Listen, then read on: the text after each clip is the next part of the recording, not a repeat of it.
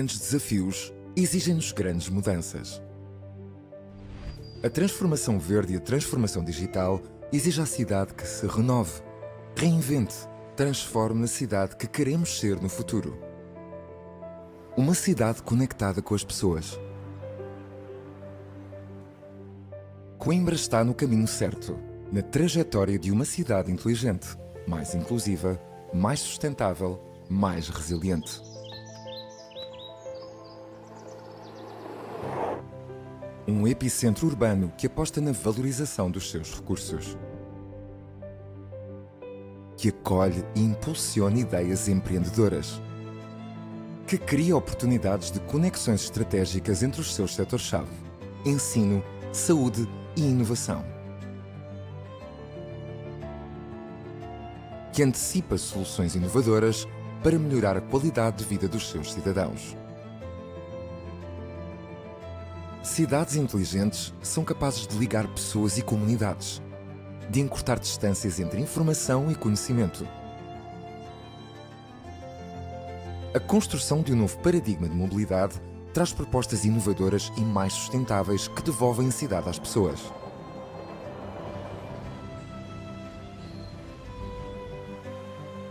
As tecnologias digitais são postas ao serviço dos diferentes setores para resolver os desafios da vida urbana. Maior interconexão e otimização na gestão de serviços e estruturas, melhores serviços públicos, que aproximam governança e cidadãos.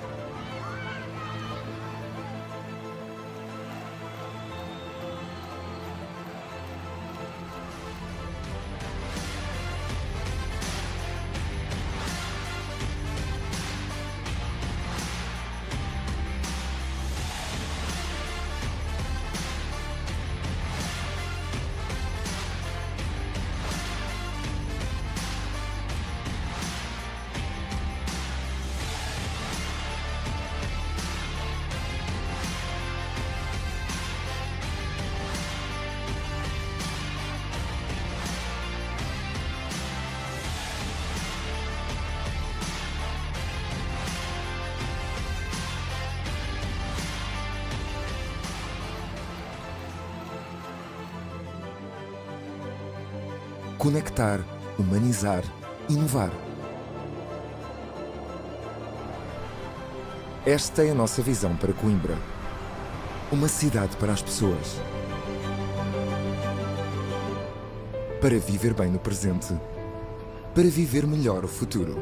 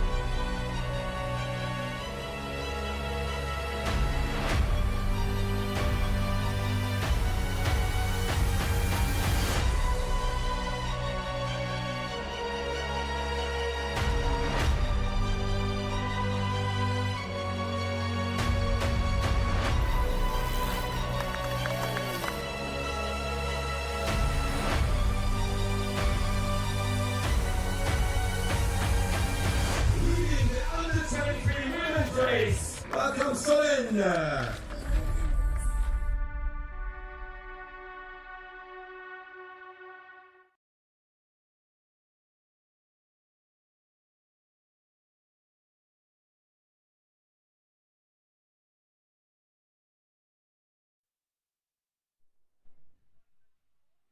Hello, everybody. We are welcome to Coimbra for the European Multisport Championship. This is the last day of the races, so quite an interesting program today because we are going to start with the middle distance, and then there will be some races again this afternoon, and we are back at the Mondego River. So now it's the moment for the middle distance. My name is Pascal. I'm gonna be with you for a few minutes, waiting for our official commentator, to be back from the start, where he's now trying to give informations to the audience there on the pontoon. You can see that all the technical officials are on the spot. You see now the pontoon with some athletes. As you can notice, of course, this morning it's quite chilly here in Coimbra. Everybody's wearing a jacket, so the swimmers are going to swim with the neoprene. It's the Mondego River is a river. There is not a lot of stream, but there is still a bit of stream on the river. Therefore, you have to be kind of prepared to swim in those conditions. It's not like La Seine in Paris, where the stream is quite strong, so it's much easier. But on the other side, there is still an influence on the race. So we will see the way the swimmer are attacking the swim this morning. It's a middle distance, so it's gonna bring us. The first one are going to. The start is 7:30, so the first one are probably going to arrive around midday. So we'll see the way the races start. As you could see, if you did follow the event, the people here in Coimbra were quite creative, putting a lot of effort on serving the customer, if we want to say it this way, to give pleasure to the athletes with cool tracks. With the cross triathlon was very impressive. Going to the city, trying to invent new format for the athletes, trying to give them the pleasure they deserve as well. And the Coimbra city was at the beginning kind of hesitating with all the efforts to do, but little by little the people in the city are following the race, getting into the mood of triathlon, and it's really being a big fest. So you can see now the technical official arriving. Estonia is leading the team, as you can see. And we have all the team of the referees, and Esto is coming from Estonia to be the head referee for this race. The athletes are on the line. Don't ask me to tell you all the names. I haven't prepared that, and I won't be able to recognize all of them by name. But we have quite a quantity of athletes doing this start of the middle distance. They are coming from a few nations. We have, of course, as the organizer is Portugal, quite a lot of people from Portugal, but we have as well a big delegation coming from Great Britain, and a few other representatives. So running on the pontoon with a lot of motivation, those are the first athletes. You can pick their names perhaps in the live sound behind me, because I hear my colleague speaking on that. As I could say that this is chilly this morning, quite cold, so this is with neoprene. And yeah, people are getting motivated on that one.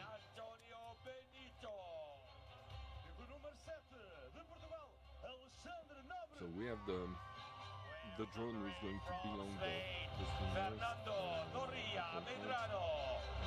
Number 9 from Spain, Montiel. So this river, according to Coimbra, is a place where you have triathlon races quite often. It is a European Cup for elite and juniors. And as it is in the river, you have to deal with the river and the fact that this is a natural spot. So just in front of their feet, I remember that one of the years, a few years ago, that was the time the fish were laying their eggs, and therefore you had a bunch of dead fish just in front of that. So you had to be quite courageous in order to swim and take the start there. So it is a natural spot, it is a wonderful spot, and the organizers are doing that very professionally in order to give the fun to all those guys. So getting ready for the first start. You see that according to the quantity of athletes, the TDs did place the red cone on the left to give the spot. I don't see if there is one on the right. No, it's the blue carpet making the decision. Everybody is raising the flag when they think the athletes are in position. The athlete can't change position. They all have to start together. So the referee, the TD, the head referee will say, okay, on your marks, and then right after the horn. And in that case, I heard the horn, and here it is, in the water. So let's see. So quite a strong start, vivid start at the center. Not bad at all on the right, a bit behind on the left. But of course it is a middle distance. It's not a sprint, so the swim will help to make some groups and get the positions, but nothing is lost if you're a bit behind on the swim. So as you see, they are a bit against the stream, going under the bridge. Coimbra has a lot of bridges where the people are watching the race, and that in the city you can pass from one side to the other side of the river. Really big parks around, it's perfect for triathlon and for multisport. So then you see the one who are starting from the center and the right now are pushing hard to make a first cut. With this view we see already quite a big difference of speed from the back to the front, because there is not a long distance so far. The first boy.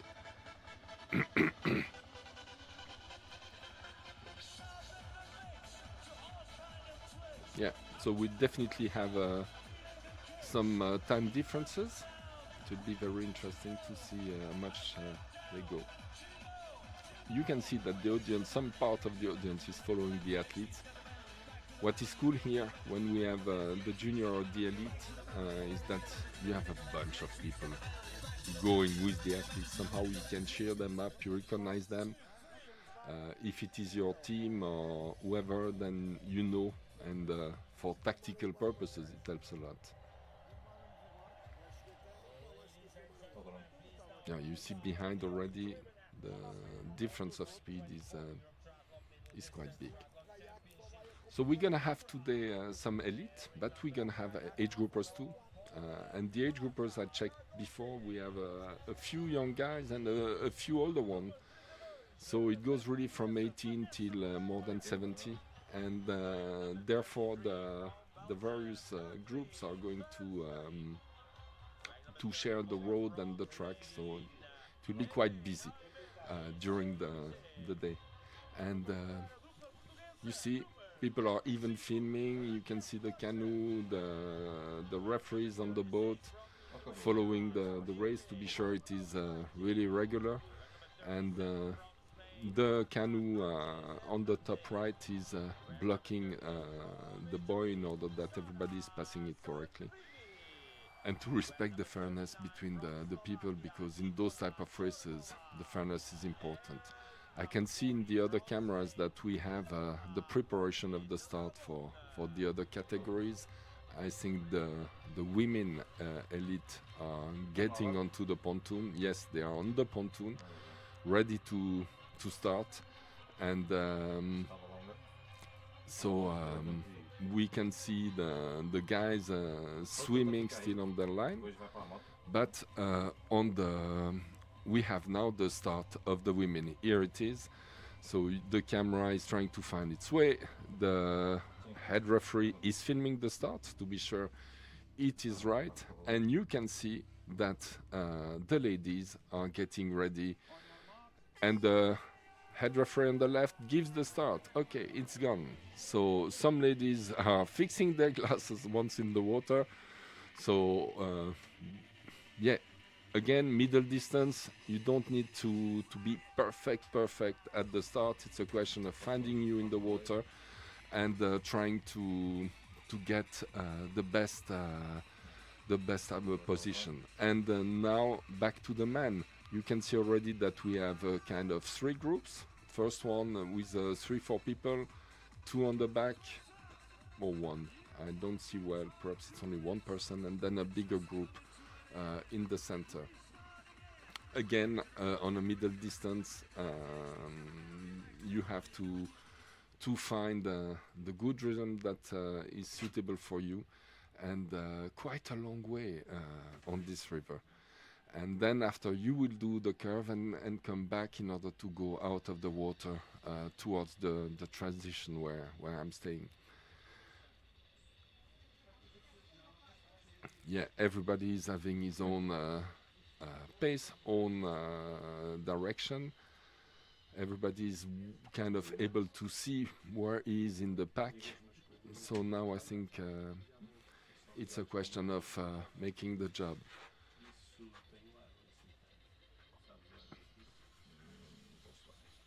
So if you know the athletes better than me, with the way the arms are going into the water, perhaps you can recognize them.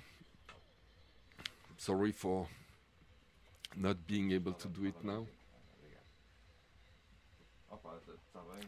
So you can hear beside me some voices. It's because I'm sitting directly in the cutting room, which means that the director is giving informations to the camera guys in order to be able to follow the race, and informing the drone now to follow the group.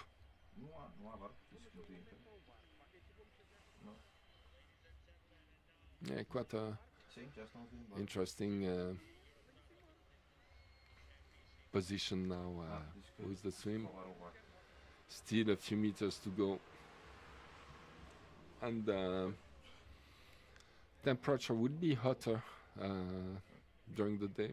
So now we're way above under 20. Must be it was probably a few minutes ago less than 15. But in the afternoon and around noon, when they will arrive, we will have real sun, and it will be much more hot. So it will be quite interesting to see the way the people react.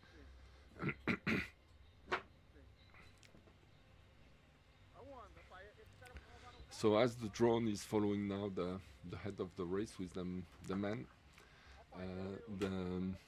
of course we have less pictures coming from the back. So I can't tell you where the women stand. You see now the back of the group. On another camera I could grab some info and seeing some of the women coming. So in a few minutes, when everybody will be out of the water, of course the people will be spread a bit everywhere, and it will be interesting to see is making the way back on the boat, on the bike, I'm sorry. That would be interesting to see a boat race too.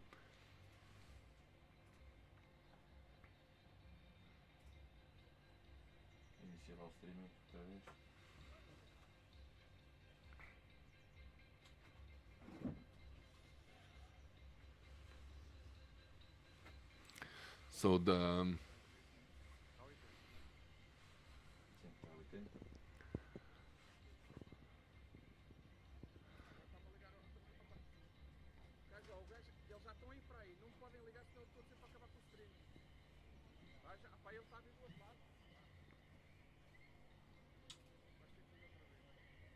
Sim, tá. Liguei.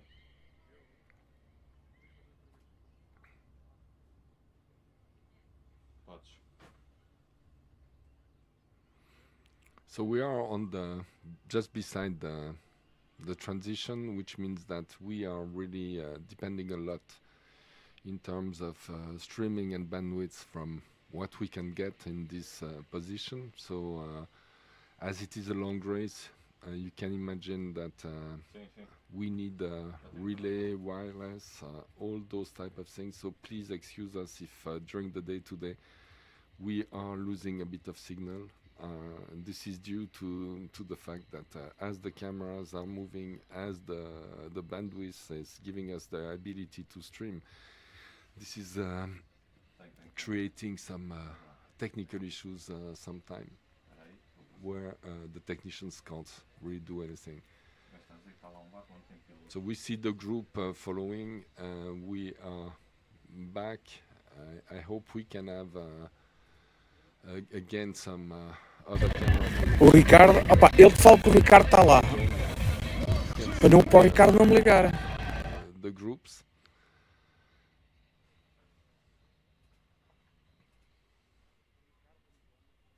Giving their best to stay together as long as it is possible.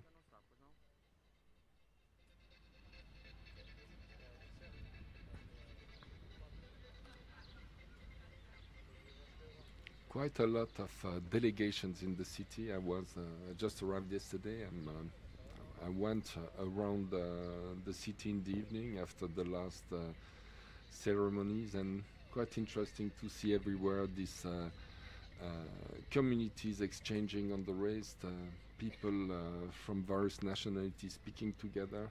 Quite often the guys are coming with a group. Is it sometimes it is trainers, or sometimes it is participants to other races, or just family and friends, and this gives really a great flavor to this event.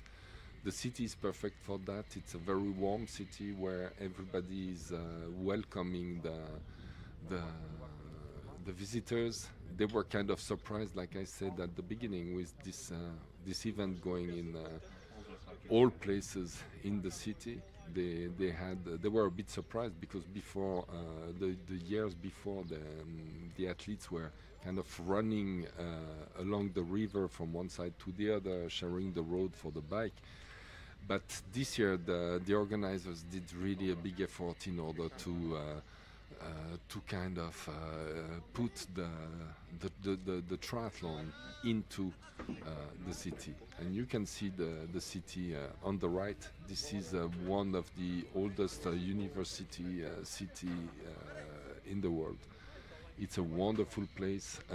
It's very hilly if you go towards the right, so it was perfect for the cross triathlon, because then we could have finally bring the athletes to the spectators. So again, imagine the surprise of those people living there for years and suddenly having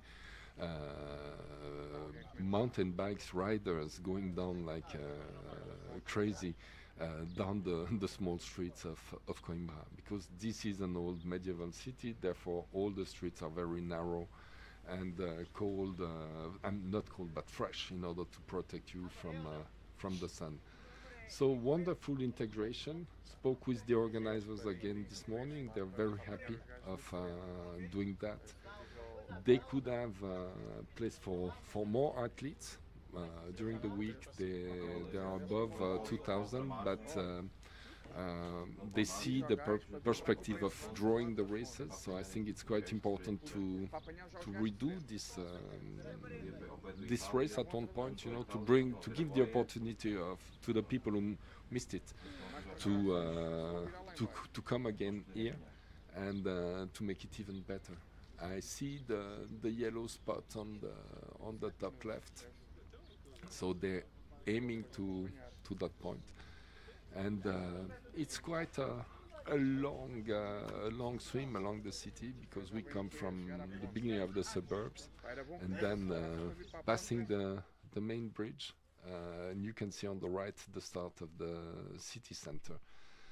and this is really great. I mean, for to be able to swim in this place. Water quality is very good. This is a river, but the way it is integrated in the nature makes that there is no strong difficulties, not such as Paris with a big city, a tradition of putting everything in the water, throwing things in the water, so therefore very difficult to clean. Here also this is a medieval city.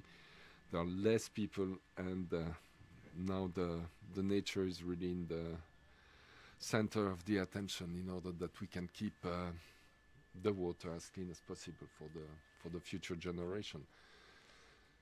The water quality, of course, is going to be a challenge for triathlon in the coming years, because we depend a lot on this quality, and we need to have a clean water in order to send the athletes in safe conditions. So somehow triathlon is moving the sport towards a really strong respect of nature in order to integrate it and give possibility. You see that the first guy managed to turn back, so they are really now on the shore of the city. The university is really on the right. We don't see it now, but is really on the hill on the right.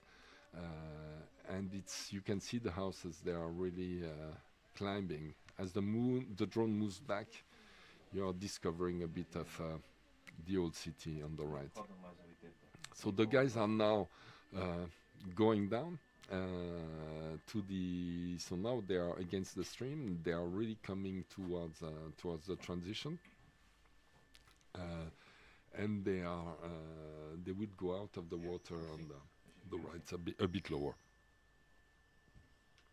Unfortunately, there are a bit of roadworks in the area, which makes the city a bit less picturesque. I had the chance of being here a few times, a few years before. Wow, that's nice. With the as I'm Swiss, even with my French accent, I have the impression to be in Geneva, so it's quite cool. And I had the chance to come here a few times for other races, and I really recommend this place. It's really cool. You will see, due to the roadworks, to get out of the transition is a bit tricky. Could be some mistakes. We saw that in the other one.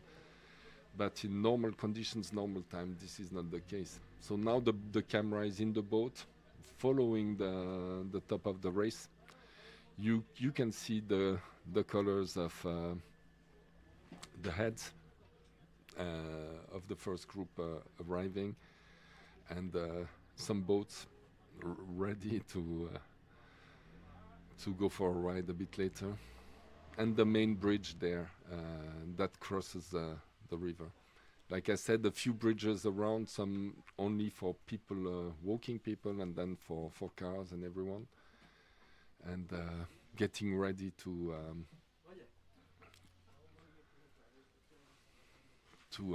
welcome the athletes in a while.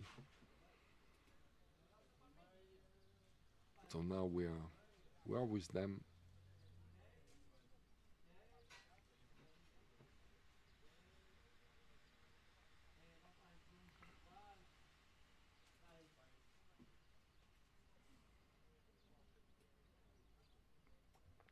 With the camera position, I have difficulties to tell you how many meters we still have to go.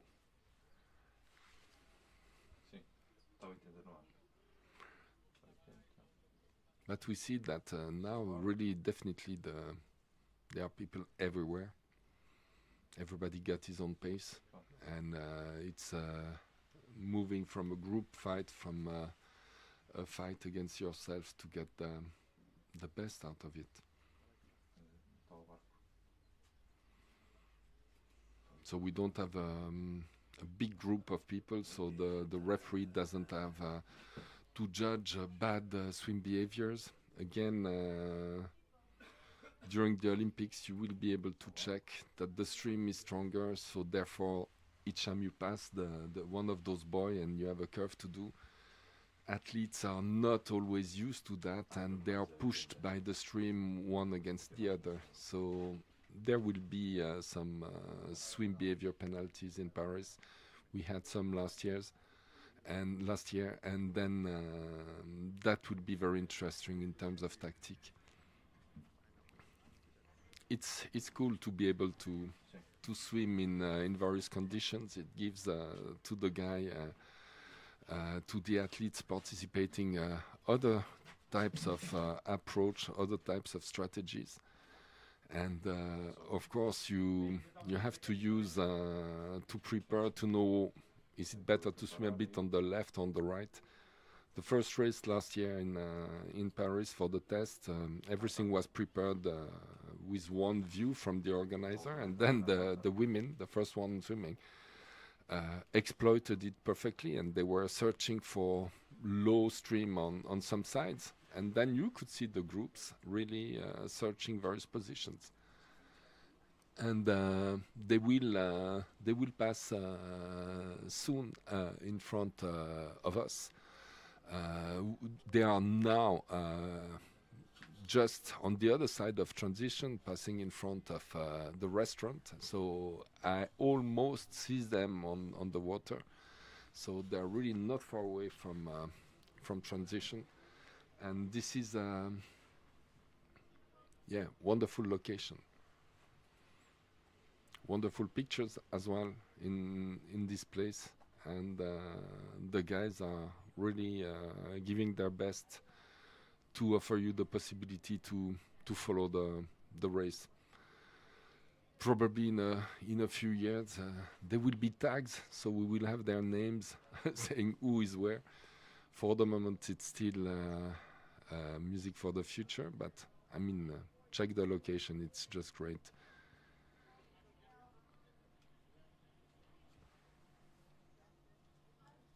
So I can see the groups of trainers, of coaches, family running and passing on the shore on the other side, and they are really making their way back.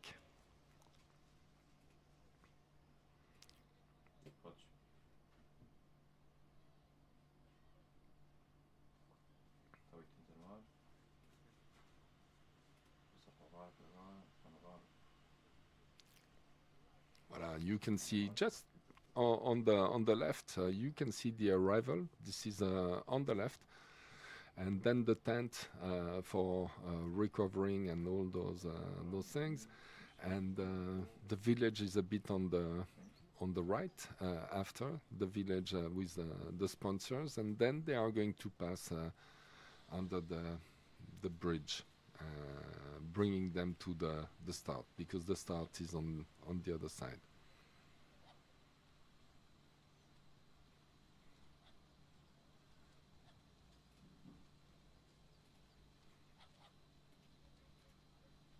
So in total, during those last days, with the athlete participating, you had really a lot of people coming from a bit everywhere in Europe.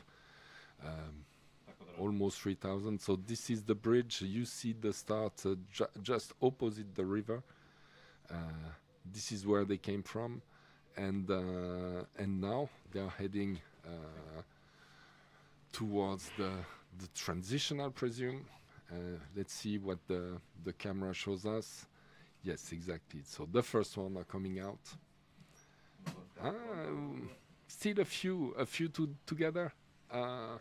So now it's a question of taking the pace, going fast to transition, but opening the...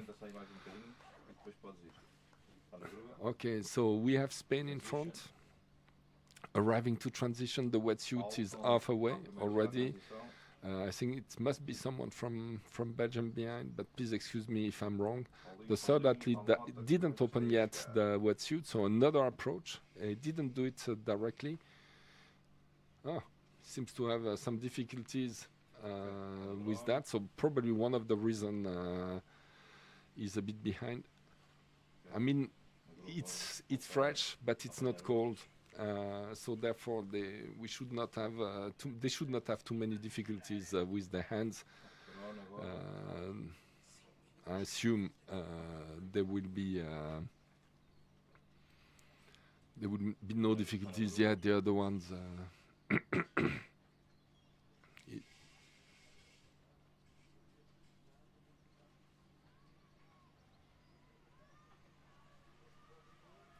A lot of bikes for today. So you see the quantity of athletes. We only have the first one, but all those bikes means that all those guys will take the start. So just for your information, for age groupers, from 1, we're gonna have what we call the Talk of Fame. And the Talk of Fame is a 1 hour, 2 hours program where we will interview the age groupers. Because, of course, it's important to see the elite race, the faster one, but those type of multi-sport festival is important for Europe Triathlon because we want the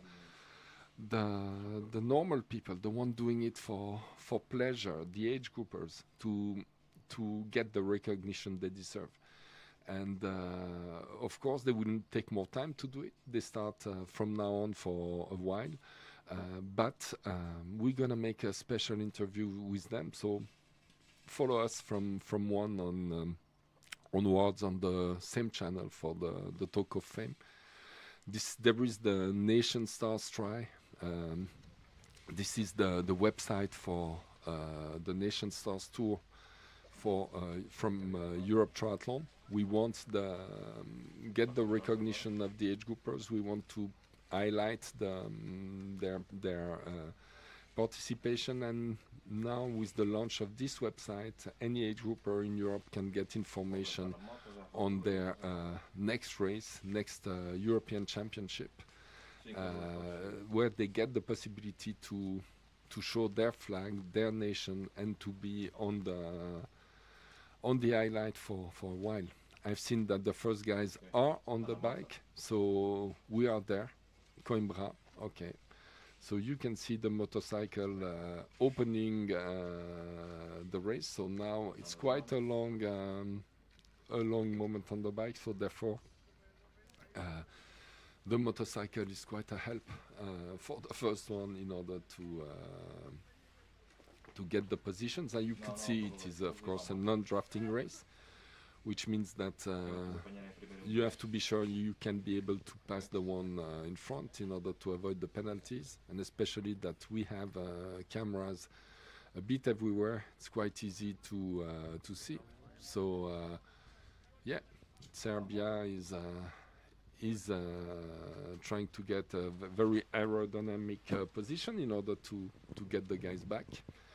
And I think it's for me yeah, I see some lights coming into the room, but the guys are now on the bike, and the other one are still starting and taking the time to finish the swim.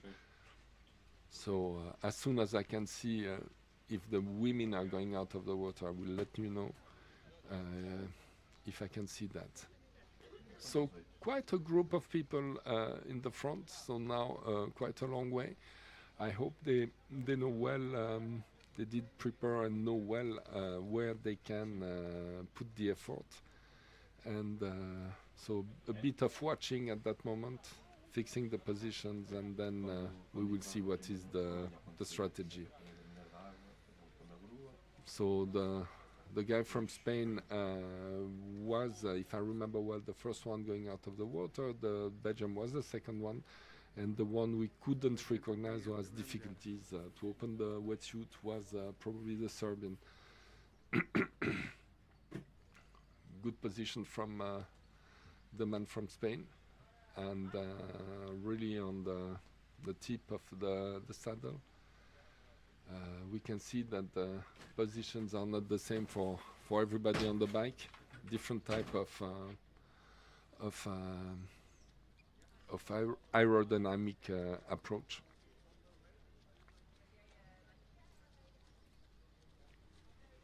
So I was talking before about Nation Stars tour. I mean, this is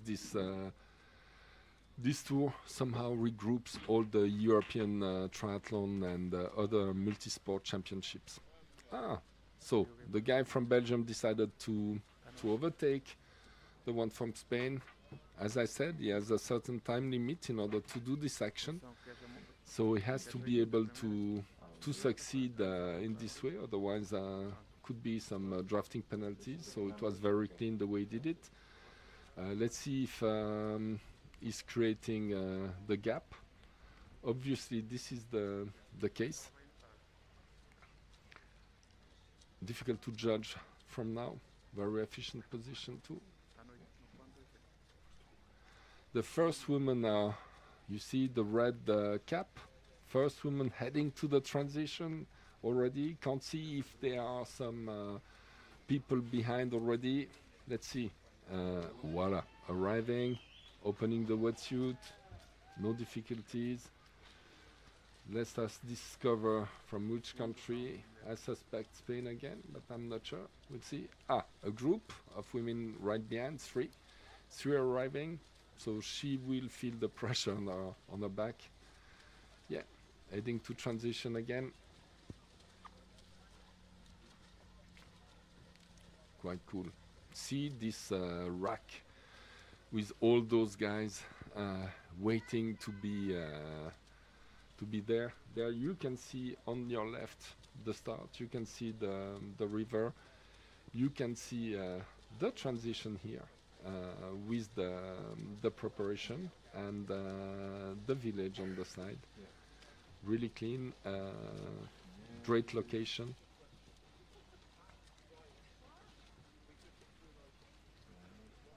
Ok, vou para a grua agora outra vez. Vamos lá, já. 3, 2, 1, está na grua. The group of the women we saw before heading to things. Some people from Portugal, from Spain arriving. Don't recognize this country, we'll see later. Is it Denmark? Possible. Ok, já, Paulo, agora vou passar. Don't kill me if I'm wrong. Spain again. Paulo, vou passar por aqui, depois se conseguir apanhar Great aqui to mais. see all those countries traveling to make the best race. We are back on the bike. I think the Serbian guy did. No, it's another group. No. The Serbian guy is still behind. The Spanish man is at the limit of the drafting position, watching the pace given now by Belgium. So I hope you get an access. It's not the case for me, but that you get an access to the timing. So this is really then important to see a bit who is coming from the back. It's very difficult for me to pass you those infos because I don't get them. So he's asking someone to pass. You can see that there are now 4, and on the bike a group, but I have the impression the 4th one is quite close to the 3rd athlete. So a lot of checking what are the other one doing. Really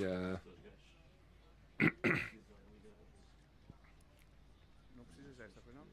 Mete-me só esta coluna baixinha. Sim, yeah. deixa ficar desligado. I'd like to see what is happening behind with the 3rd and the 4th. But you see, I mean, you take the decision to be on the lead, but very difficult to create any gap.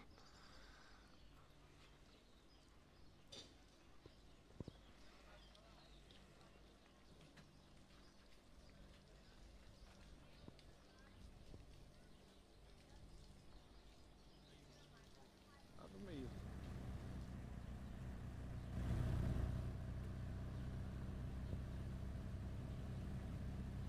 Yeah.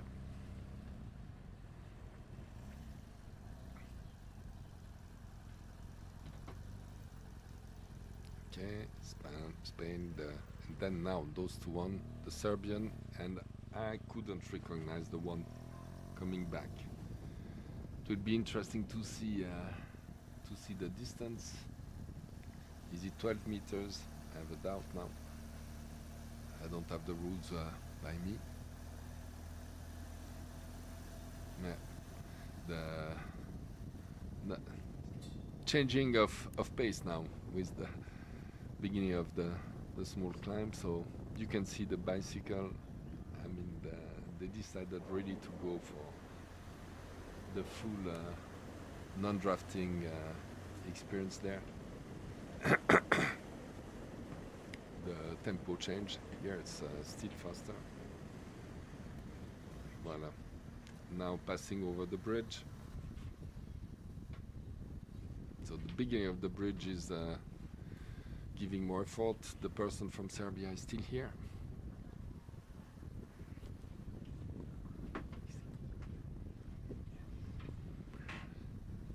And yeah, so we'll stay with this camera for a while, as I understand.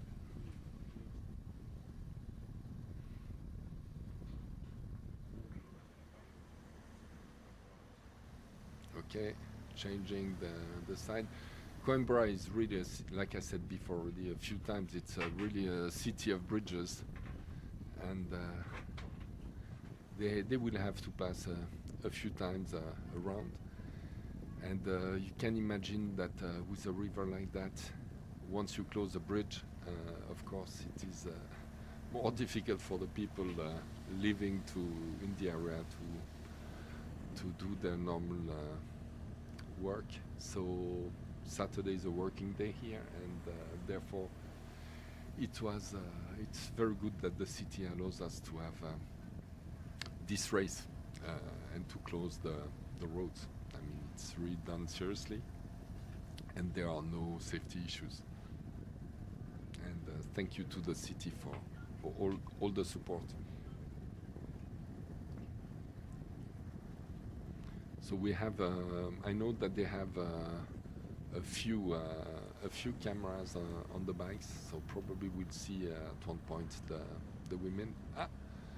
Change in the third position. The man from Serbia was overtaken, and now he's trying to follow the group.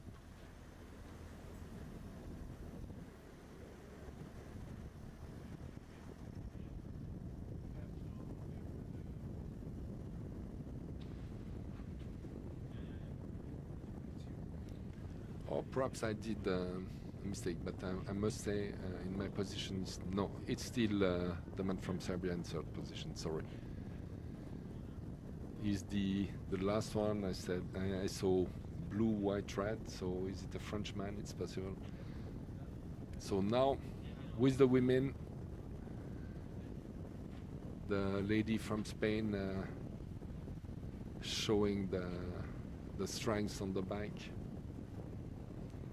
So if we remember well, she had created on the swim quite an important gap, and behind there were a group. Oh, you can see that the tape on the shoes didn't break by the woman, so she still had the elastic belonging, didn't break after transition. Don't think it will disturb her a lot, but it's quite surprising that it didn't make. So now the camera, you can see on the top right the university. I spoke about it before, and they were just passing above the bridge where they were turning with the swim. The end of the swim course was a bit there on the right. So really coming back now. The man from Spain is not far away from Belgium.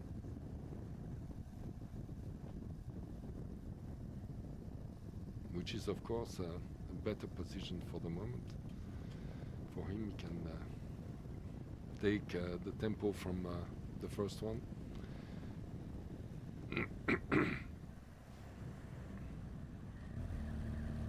Yeah, the two behind, so I think those four have decided somehow to get together.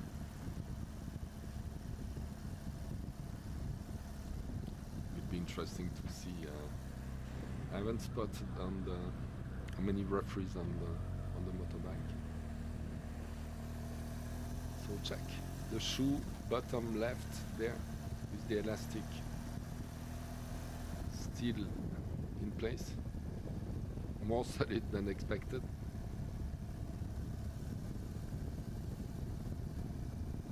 Good tempo in the middle of the road, follow the line, it helps always.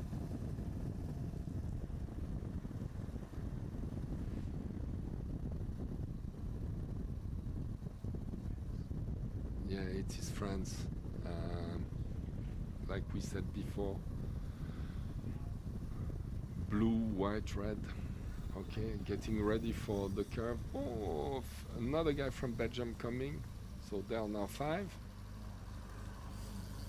6 with Spain. And the Theo trying to find out if the group can stay like that or not.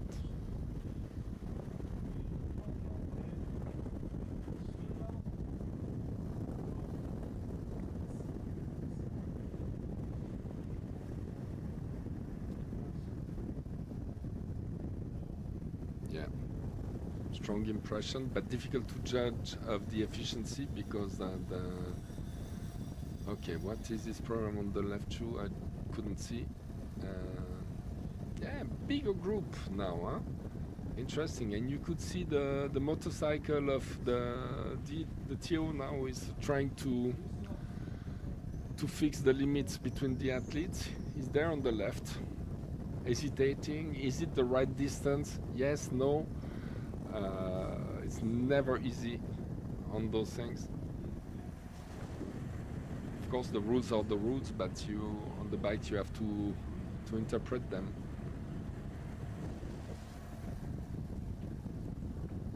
But definitely we see that the moment they saw the motorcycle, they are taking more distance too.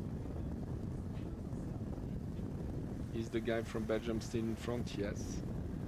Oh, I have the impression he's creating a gap. Could be.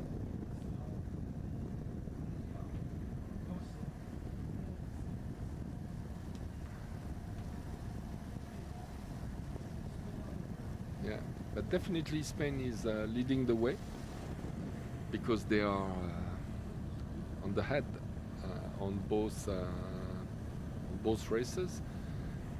In the age group participation, not as many Spaniards as expected were coming because they have some national races too there this weekend, or the previous one, I don't remember, and therefore we don't have that many people coming. So I will pass the microphone to my colleague because now he's back, and therefore I can give him he will pass you all the information. So I hope he had fun on the start and that everything was nice. He's now taking a seat. So thank you for watching. Stay online for the rest of the race, and don't forget, from 1 we're gonna have the Talk of Fame, and on the Talk of Fame we're gonna make some interviews with the age group athletes from the various countries, get information about the race, so enjoy it. Thanks a lot, merci beaucoup. Ladies and gentlemen, welcome to the Middle Distance European Championships 2024. Now we are on the bike already, and I'm not sure if we have talked about the swim exit, but leading out of the water, it was Guillem Montiel Moreno from Spain in the elite men's race. And when we can see our live images, you can actually see that it's a high-speed course. Very, very, very fast indeed. Our athletes are cruising at least 50 km an hour on those flat sections, and Now we see Louis Nayer from Belgium taking the lead. He was out of the water in 7th position. Now he is seemingly taking the lead in our elite men's race. But you can see that there is a big group riding all together. So it will be interesting to see if anybody is trying to make a move. You know, on these flat courses, you need to be extremely fast and you need to be extremely explosive if you want to make a move and if you want to take a bit of a break from the rest of the group. So once again, first out of the water in the men's race, it was Guillaume Montiel Moreno, followed by Christophe de Keyser from Belgium in 2nd. In 3rd place out of the water,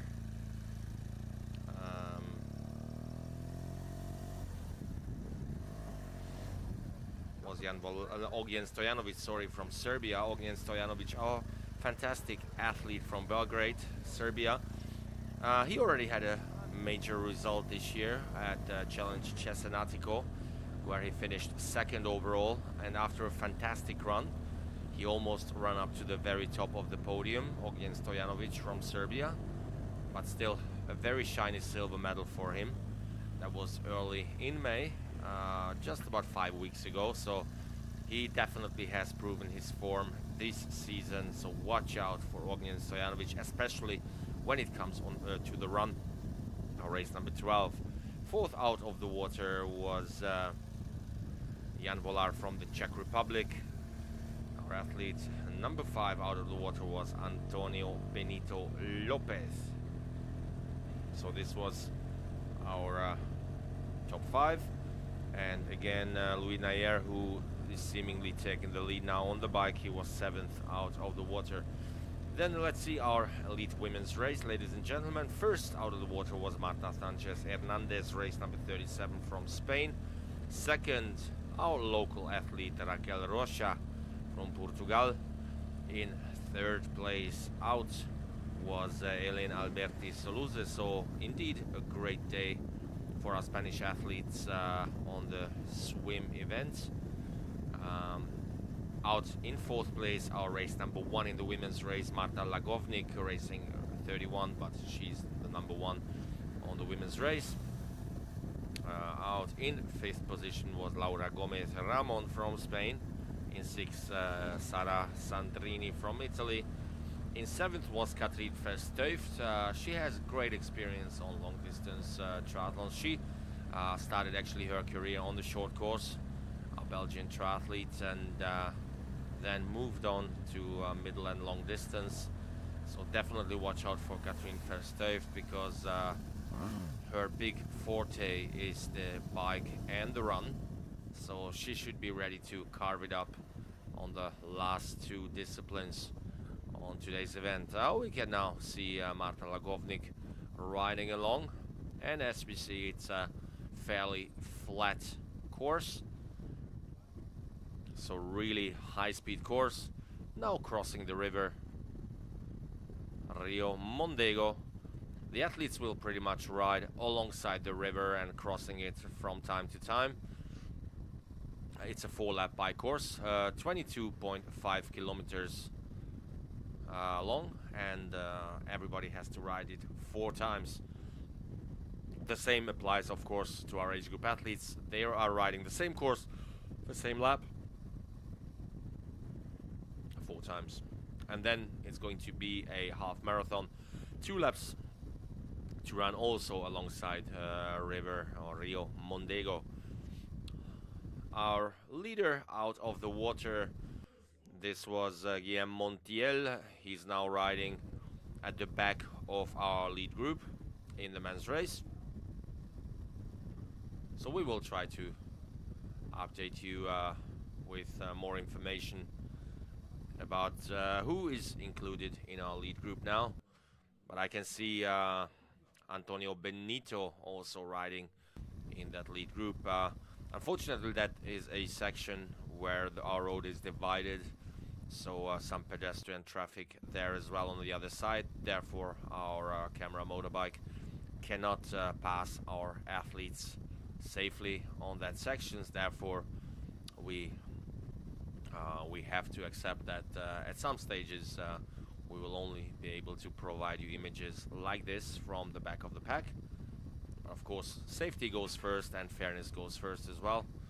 It would be nice to see a motorbike riding just ahead of our lead group and dragging them along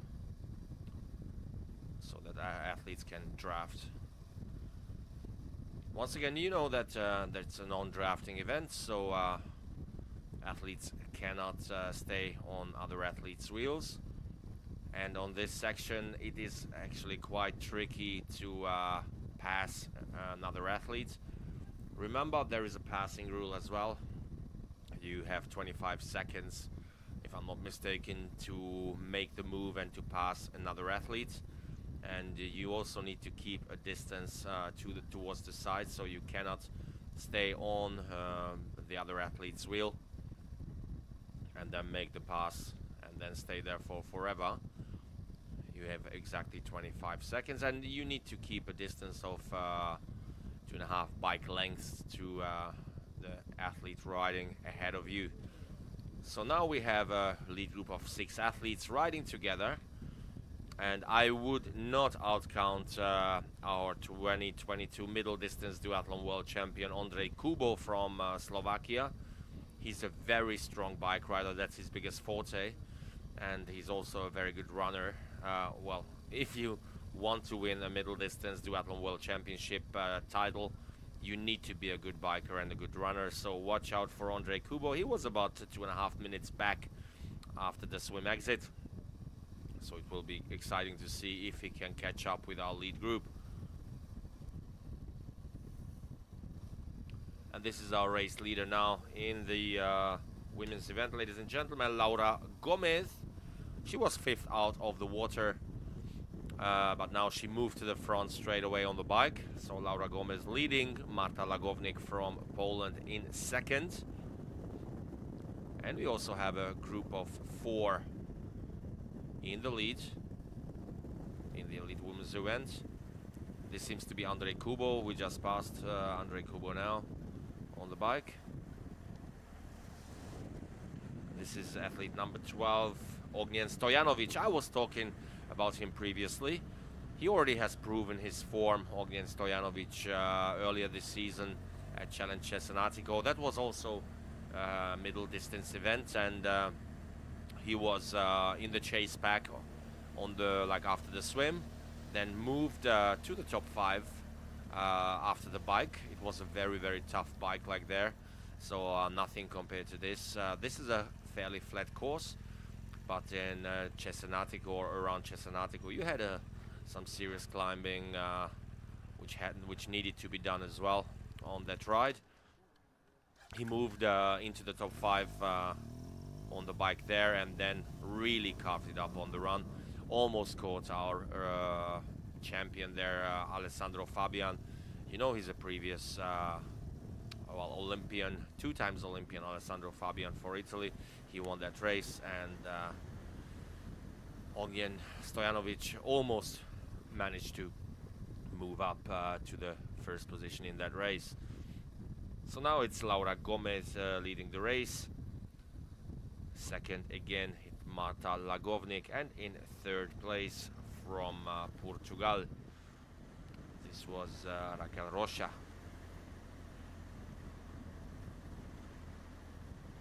And a big group of athletes. Well, you can call it a group.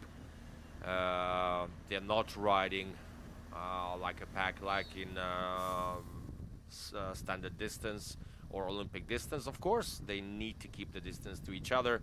However, if you're riding with a group like this, or if you riding just behind another athlete, it can help you to pace yourself as well. So it's definitely a big advantage if you manage to catch a group like this and manage to ride with a group together. Of course, there are some sections on our course where you have some traffic. Of course, they're blocked away, so you see the cones. It's very important for our safety that cars and other members of traffic do not interfere with our race and with our athletes. And this is now our race number 35, Raquel Rocha. She's riding in the top 3 at the moment, so currently on the virtual podium.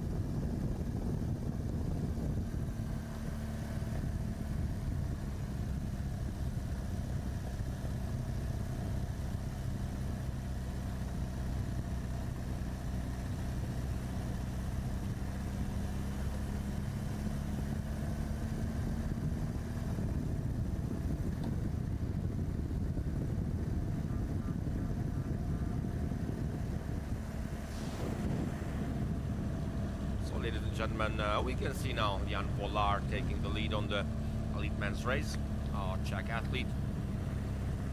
He's known for his very good cycling skills and cycling abilities.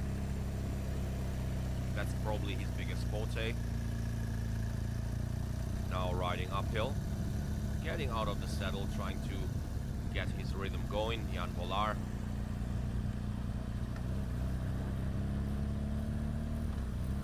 Still fixing their equipment, fixing their shoes. And now they start their second lap on the bike. As you see shortly, they are going to pass our race center. They passed already, just get the information. So now they're starting lap number 2. This is Antonio Benito riding with race number 6. So it's still a lead group of about 6 athletes together.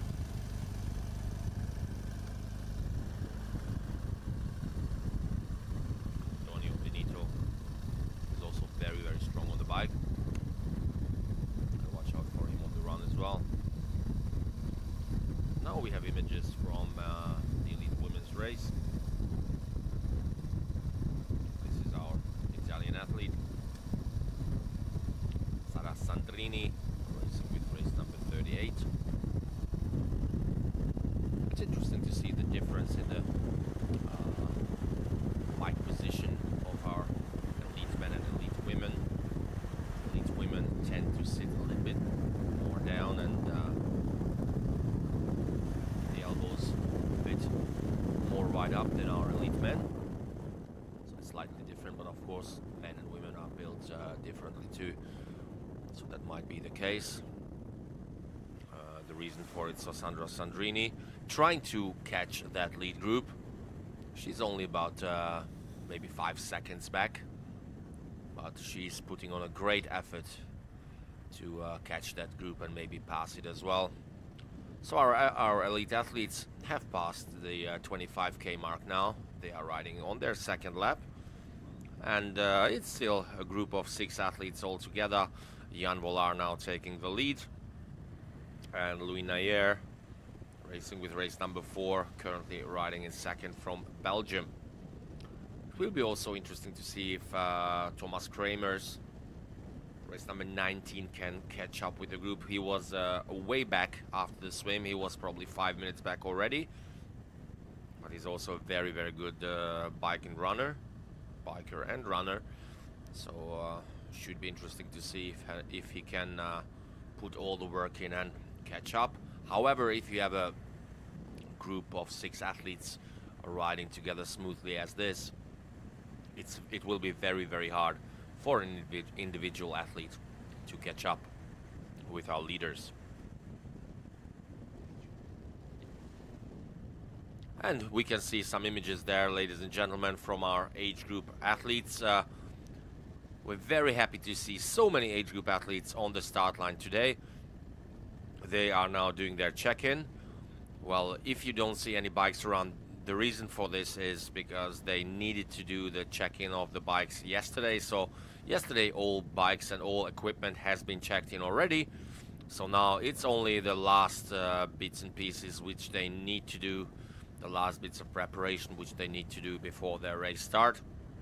So as soon as our para athletes leave transition, they can enter and they can do the last bits of prep before their race start. Their race is going to start in 1 hour time, 9:30, and you don't have that in too many sports, that our age group athletes can race on exactly the same course as our elite athletes.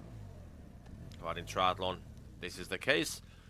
So that's why we have the 2-hour delay, in order to have our elite athletes off the bike course when our age group athletes finish the swim and get on the bike.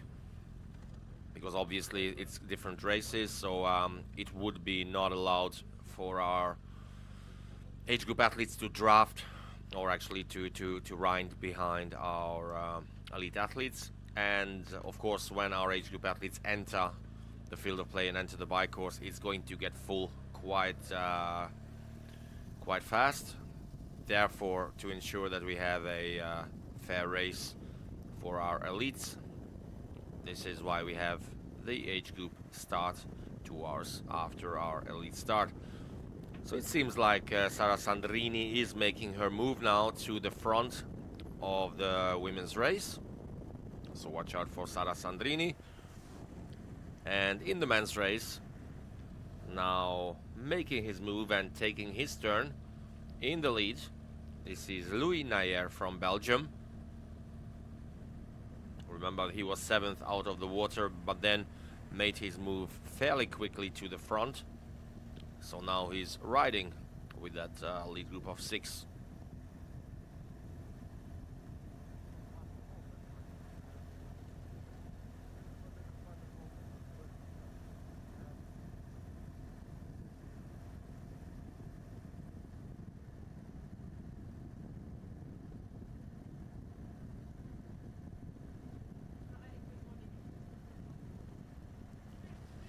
And indeed, ladies and gentlemen, now Sara Sandrini moving up to 2nd place,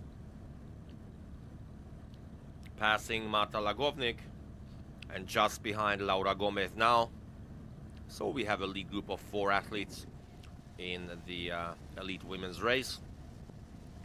Sara Sandrini moving very, very well. So I think if she keeps moving like this, she might find herself in the lead very soon. Also Raquel Rocha from Portugal in that lead group, and still leading our elite women's race. This is Laura Gomez from Spain. There she is. She's looking very, very comfortable in the saddle,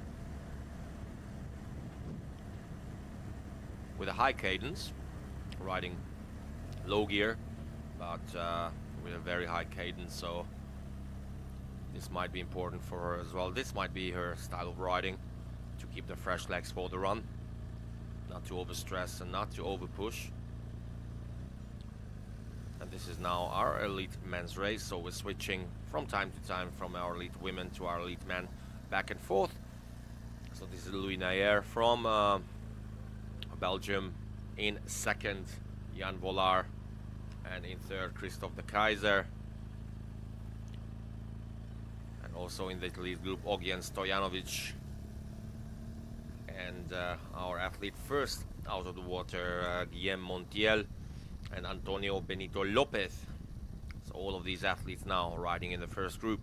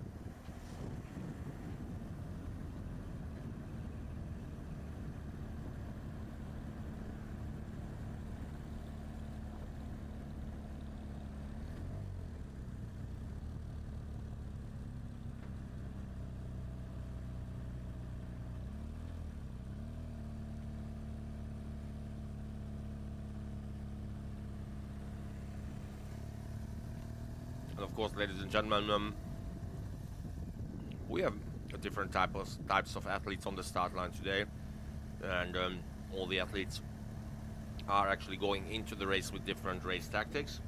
We have some athletes who are not the strongest runners, so they need to make sure that they have an advantage after the bike in order to be in a good position for a medal position here at the Middle Distance European Championships.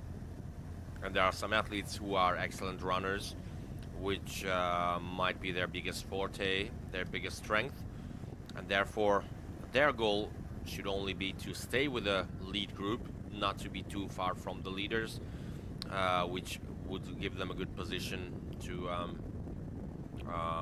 make their move on the run and to be able to be within a distance of attacking and or to be able to attack and to be able to move to the front, to the very front. So I think Ogien Stojanovic, he is actually one of those guys who just wants to make sure, I don't think he wants to make a move on the bike. He just wants to make sure that he stays within, let's say, a minute or maximum a minute and a half after T2, because this would put him into a position of potentially winning this race against Stojanovic. So I'm pretty sure we won't see him making a move here on the bike. He will just try to hang on. However, our athletes like Jan Volar or Christophe de Keyser, they would be definitely up for a move on the bike, as well as Louis Nayer from Belgium.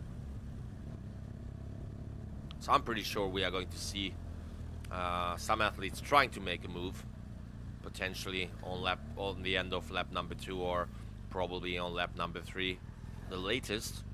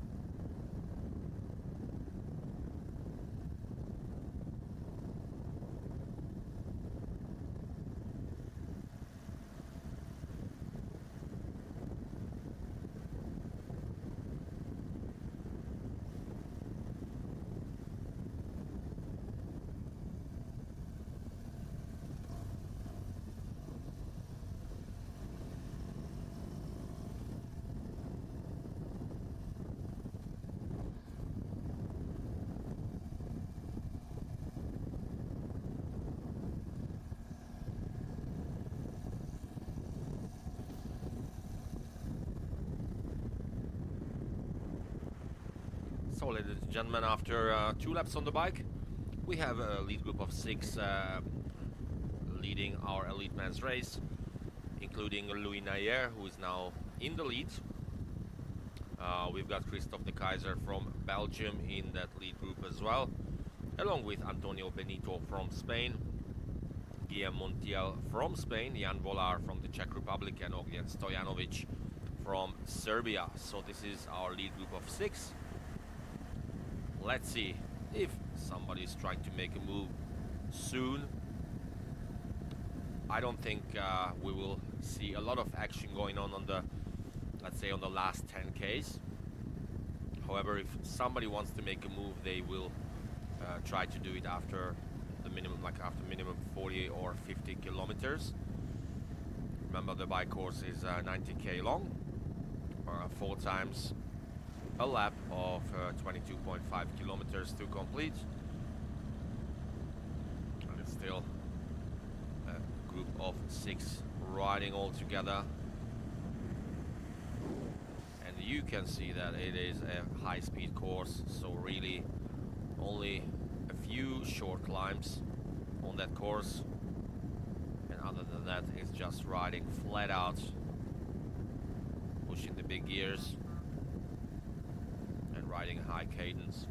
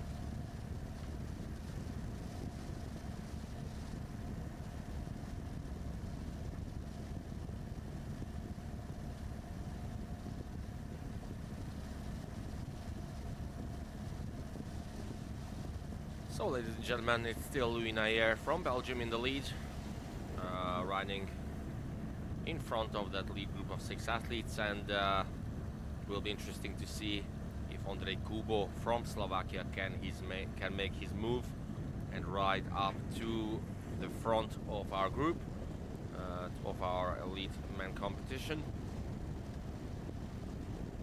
A former duathlon world champion on the mid distance.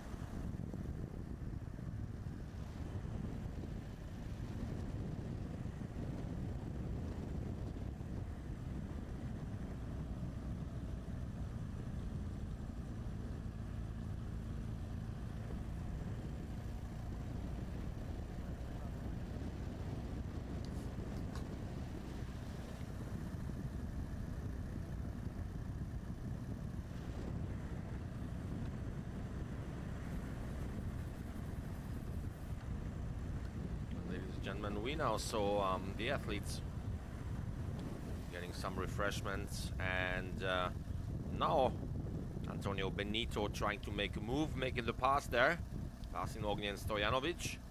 So let's see if he's actually up for more action. Louis Nair has now led for the last 15 to 20 kilometers, and now moving back, trying to get a bit of a break, trying to relax his legs a bit. And Antonio Benito moving to the front. So we see quite coordinated work there from our lead group of 6 athletes. Everybody trying to make an effort and trying to put an input into this race.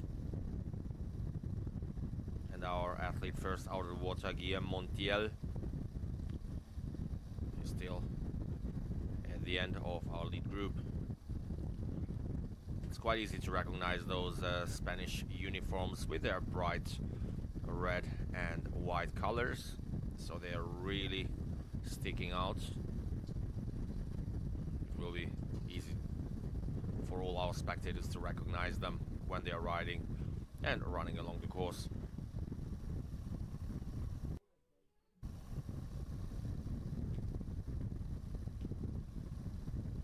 Of course, we have our race technical officials sitting on those motorbikes as well, riding along the course and checking exactly the distance and the rules that our athletes do not take advantage of drafting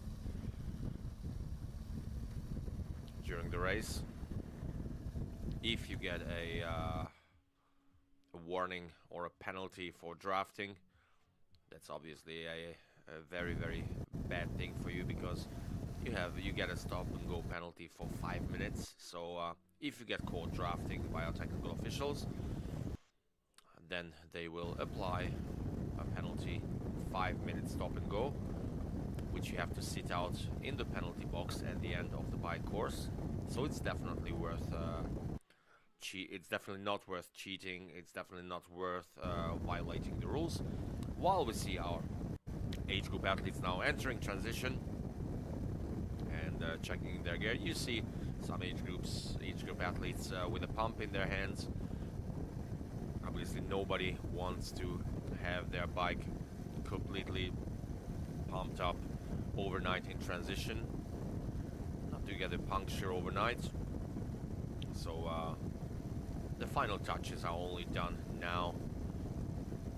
Everybody has to wear their helmets. This is the rule when entering.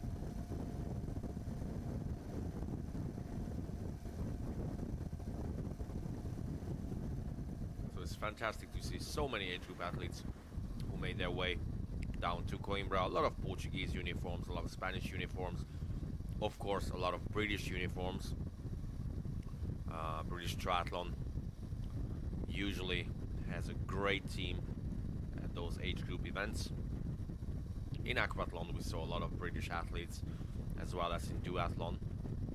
Not so much in cross triathlon and cross in the cross duathlon and cross triathlon events, but in aquathlon and medium distance and duathlon, always a huge British team representing their country colors.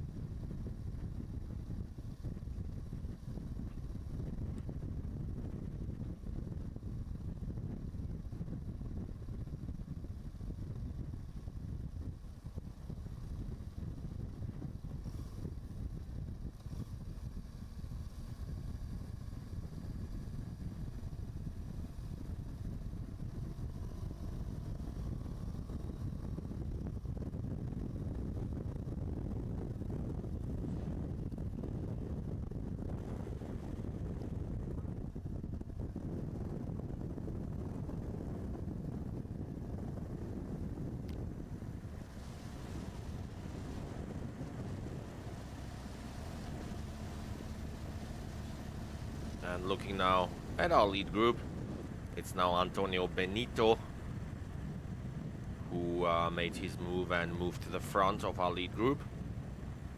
This was, I think, to be expected. Let's see if he can make his move on the bike and if he wants to try to get away. He's a former medalist at long distance European Championships, so he's definitely a good bike and runner. It will be interesting to see what his tactics are, if he has enough confidence to get into the running part of the race with only a few seconds of lead ahead of Ognjen Stojanovic, or if he believes himself strongly on the bike and if he is trying to make his move on the bike already, trying maybe to get an advantage of a minute or two ahead of the run part. We'll see.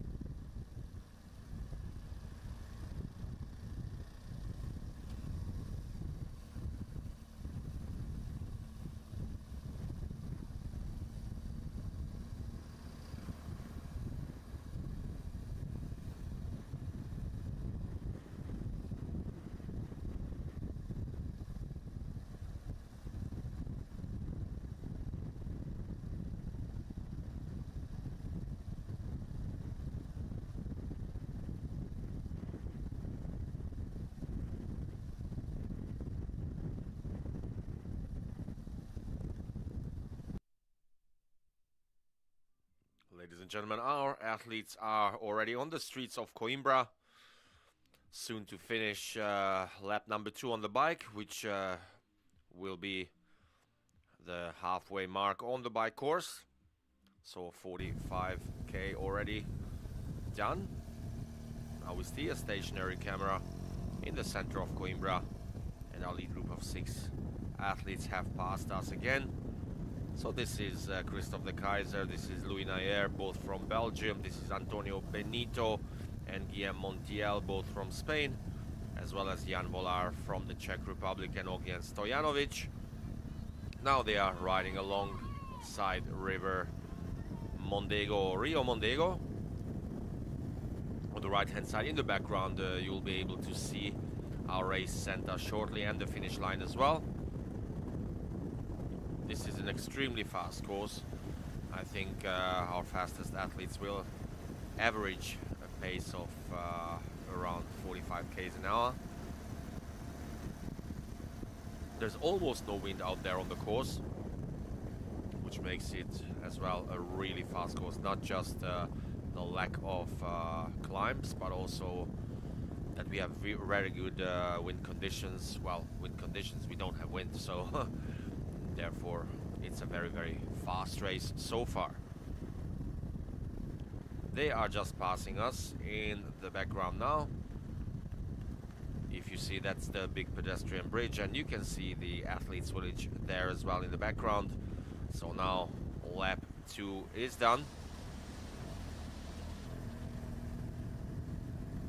and they have just passed us, starting lap number 3 on the bike.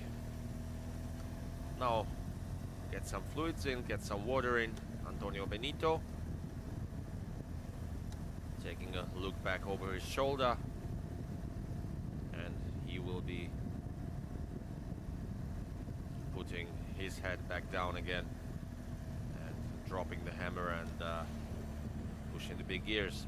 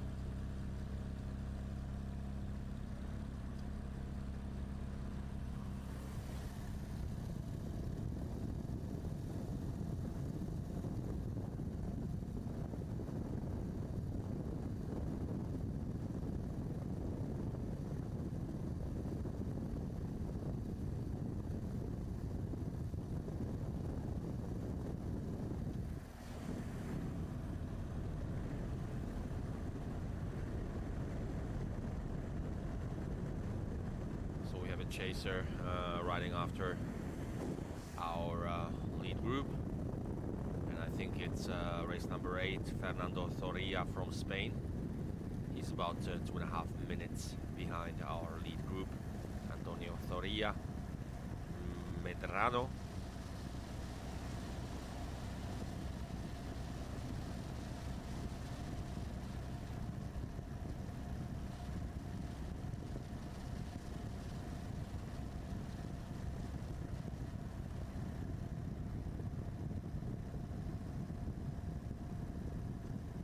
At this stage it seems like Antonio Benito is just comfortable with riding at his own pace.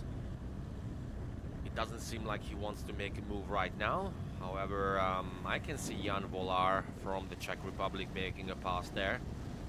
So if you want to make a move, if you want to put some time between yourself and the lead group, this is now the time to do it. Remember, we have still another 40 k's to go on the bike course, and if you want to put in a minute or a minute and a half or maybe 2 minutes to the lead group, you need to make your move soon, because you won't have time to do it on the last 20 k's. So certainly, if somebody wants to make a move, they need to do it now. And now this is Ognjen Stojanovic. No, this is, sorry, I made a mistake. This is Jan Volar from the Czech Republic, putting his head down and making the move to the front. So let's see if he is actually up for more, if he wants to make a move. This is an uphill section, so this could be the part where he can actually get away if he wants to get away. Seems that Antonio Benito is sticking to his back wheel and not letting him go away from that lead group.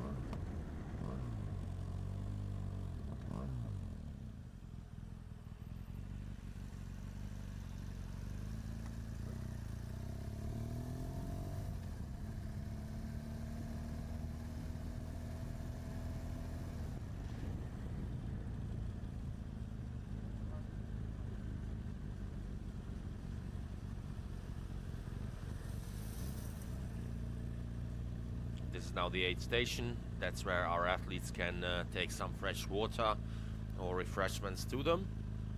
However, it doesn't seem that our athletes took advantage of that on this lap. Maybe on the next one. So Jan Volar riding very hard now, pushing the big gears. Let's see if he can actually get away. Antonio Benito was really sticking to his wheel, but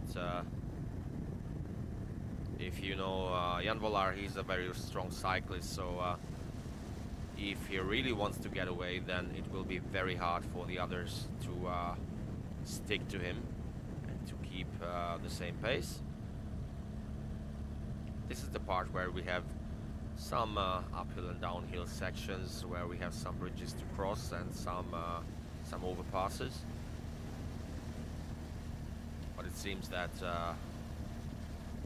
our Czech athlete couldn't make his move, so he's just pushing the pace hard towards the end of this group, the front of this group, and trying to maintain a high pace.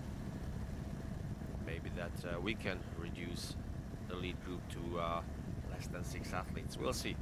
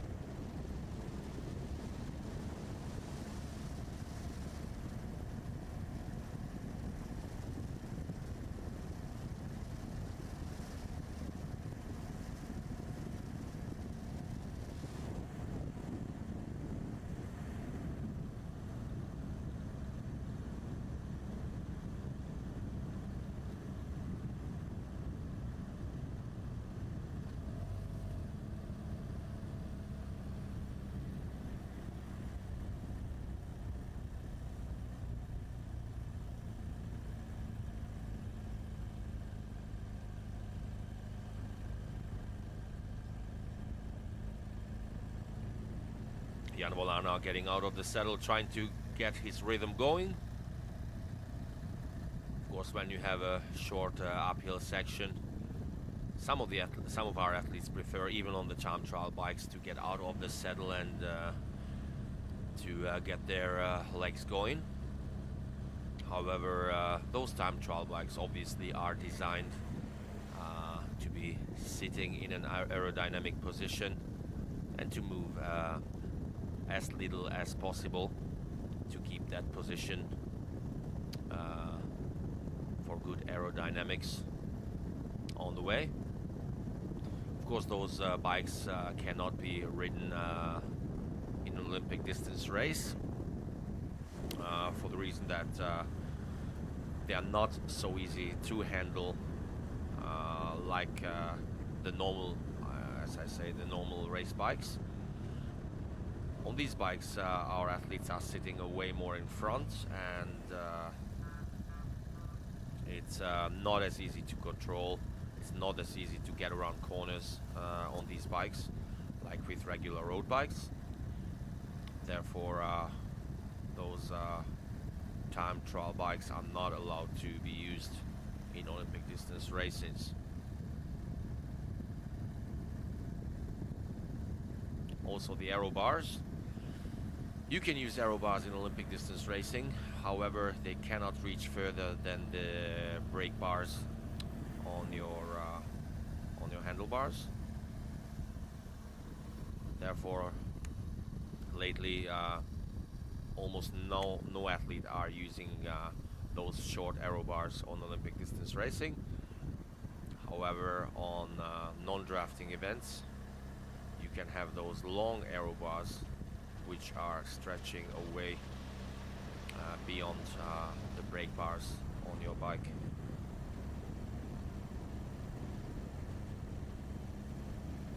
So passing Rio Mondego once again, ladies and gentlemen. And we are away into lap number 3 now on the bike. So we should be, I think, around the 55k mark in the elite men's race, which would leave us with 35k's more to go. And ladies and gentlemen, I will now let you enjoy the images, as I will have to go over and see the start and commentate on the start of our age group events. It's going to be a rolling start for our age group athletes, which means since we have such a high number of athletes here on the start line in Coimbra, we will have a number of athletes making their start every 5 seconds, every 4 seconds. So it's going to be a long starting procedure. So I'm going to go there now for another 15 minutes and let you enjoy the images. And then I should be back in about half an hour time. So ladies and gentlemen, enjoy the live images from our fantastic event.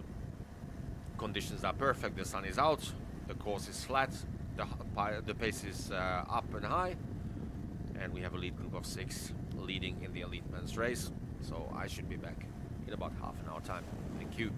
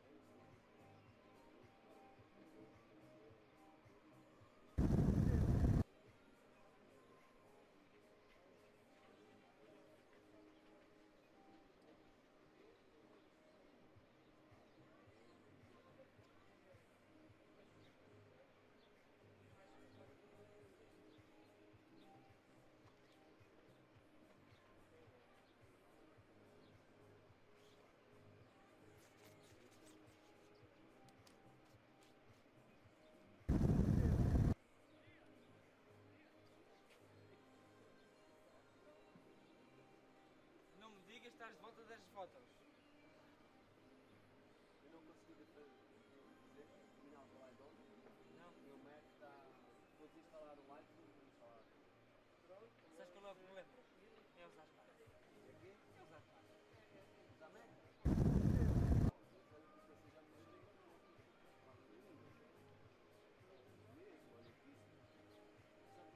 Aqui o problema é isto devia ter alguns depois orientas aqui.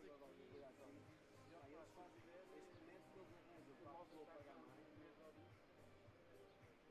mais armazenamento é logo. Por acaso não sou nada fã da Então, mas sabes que há quantos anos é que ele existe? Desde que se calhar existia isso. E eu, para mudar, O meu primeiro Windows foi o Windows 3.1. Aí em 97 ou 96. Tinhas que escrever Win na consola para abrir o Windows.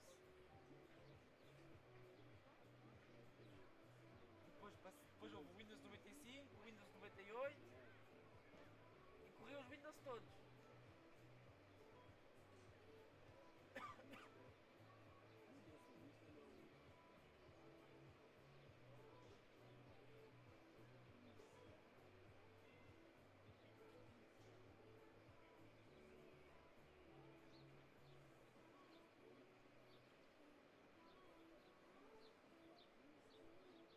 Estou todo partido. Estou mortinho que isto acabe. eu hoje levantei-me. Tu tens dormido quantas horas? São 3 horas hoje. Eu ando com um déficit de sono e é que depois eu estou numa posição em que eu tenho que estar minimamente bom da cabeça, não é para pensar. Eu estou na mesma.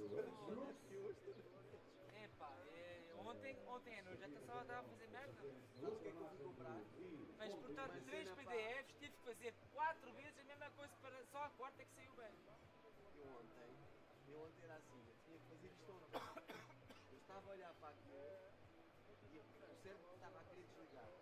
E eu olhava, depois quase a adormecer, acordava, coisa, olhava outra vez, mas parece que estava a olhar para aquilo e não conseguia decifrar nada. E a minha sorte foi ter configurado a prova 2 ontem à tarde enquanto estava aí. Porque se eu deixasse para a noite como tenho feito, acho que chegava aqui hoje sem a prova configurada.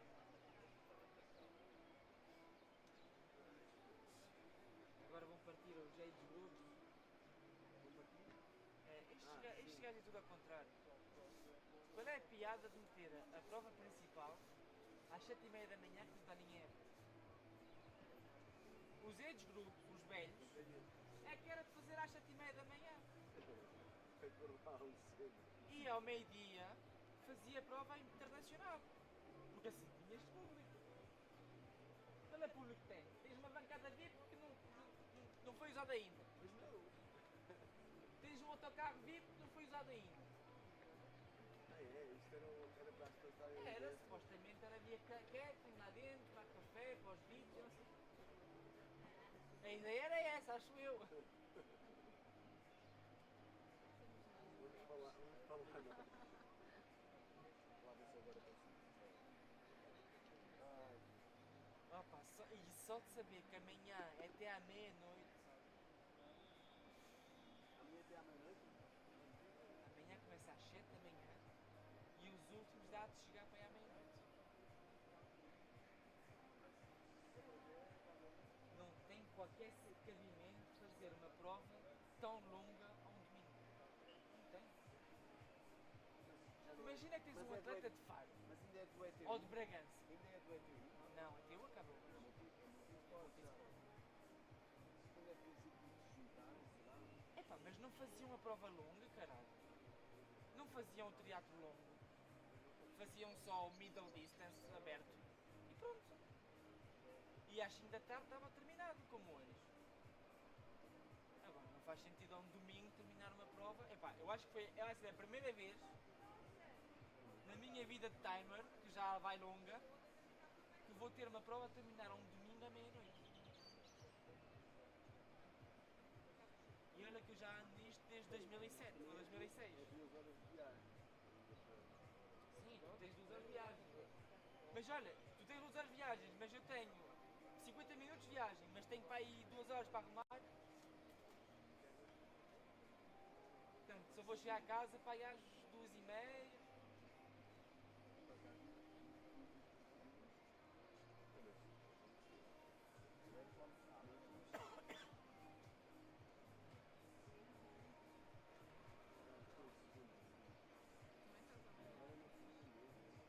Aí a segunda-feira não vou trabalhar. Ainda por cima São João.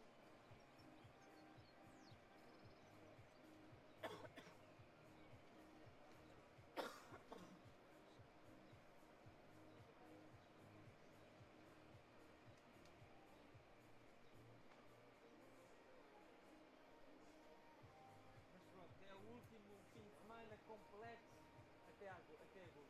Não, Também não falta muito até hoje. a multi-sport Não, mas repara, eu tenho este fim de semana, este fim de semana temos mais 7 provas. Não é só isto.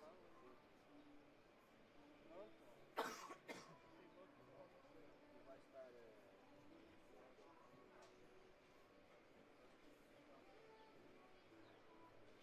Tem que estar em todo lado. Temos prova na feira, temos prova em Mira, temos prova em... Quem é que vai fazer? Vai fazer. Quem vai estar na. Sou eu. Deve ser essa também para o futuro.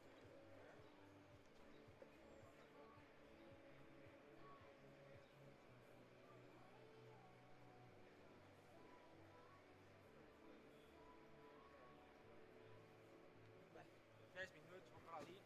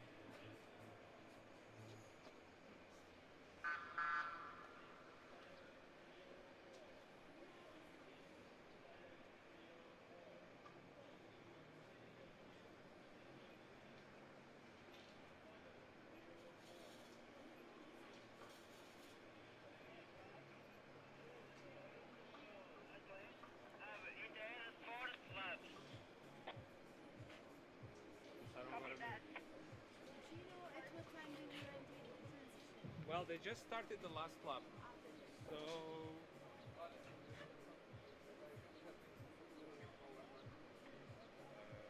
vão passar agora a ponte. Passaram agora aqui mesmo. Sim. Ah, ok. Yeah, they just started the last lap, so they started at 7:30, so it's taking them like half an hour to do each lap. So I'm guessing around 10, a little bit before 10, they should come in. You're welcome.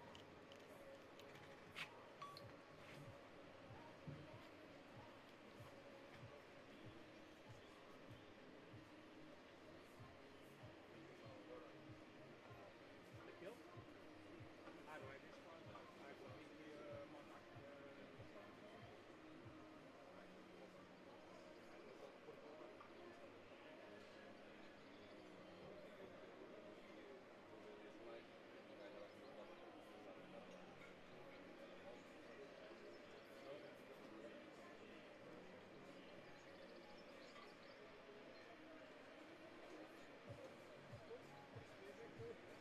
estranho não ter reportado isso aqui no rádio. Começaram a...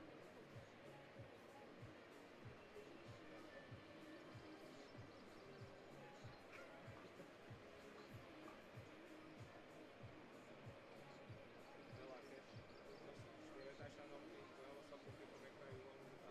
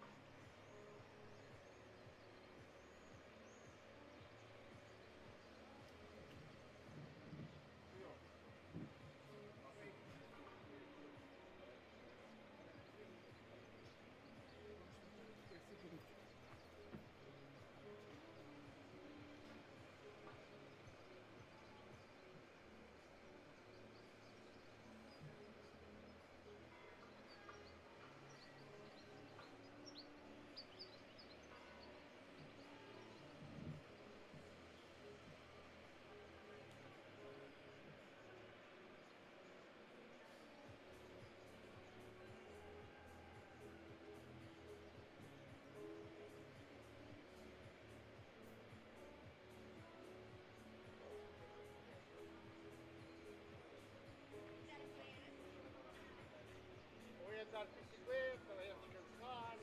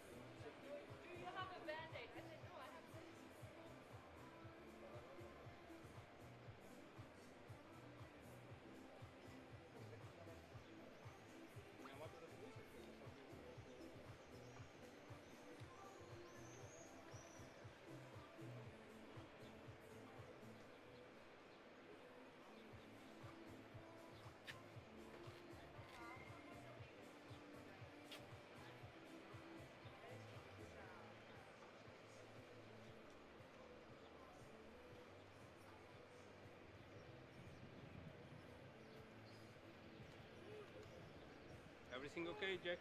Everything's grand, Chris.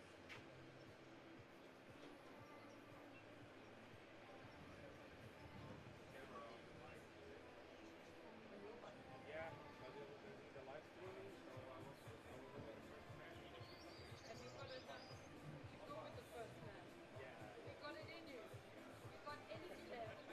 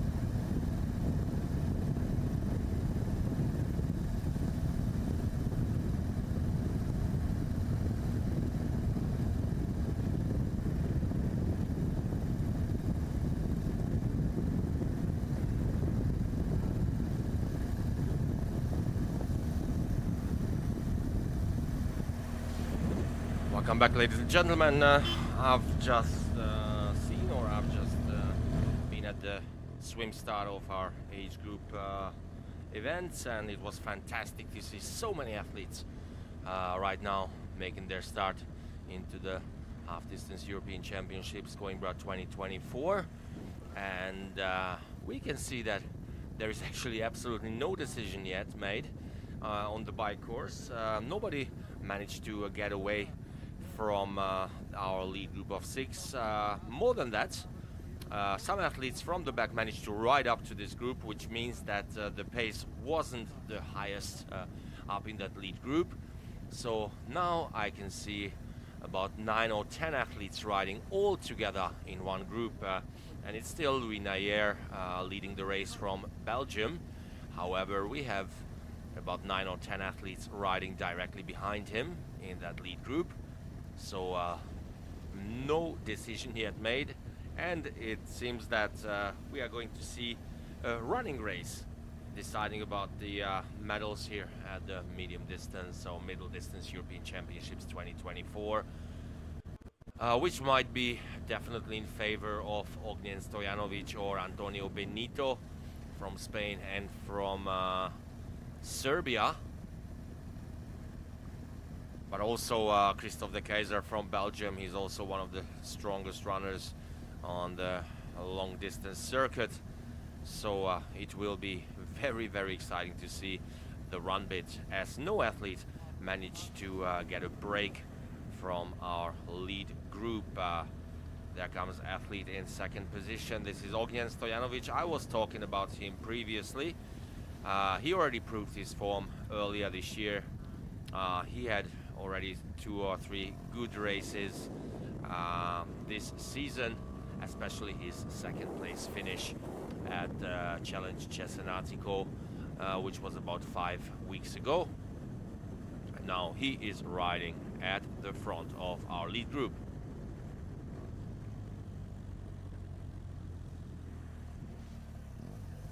And this is a beautiful image from Rio Mondego and our age group event.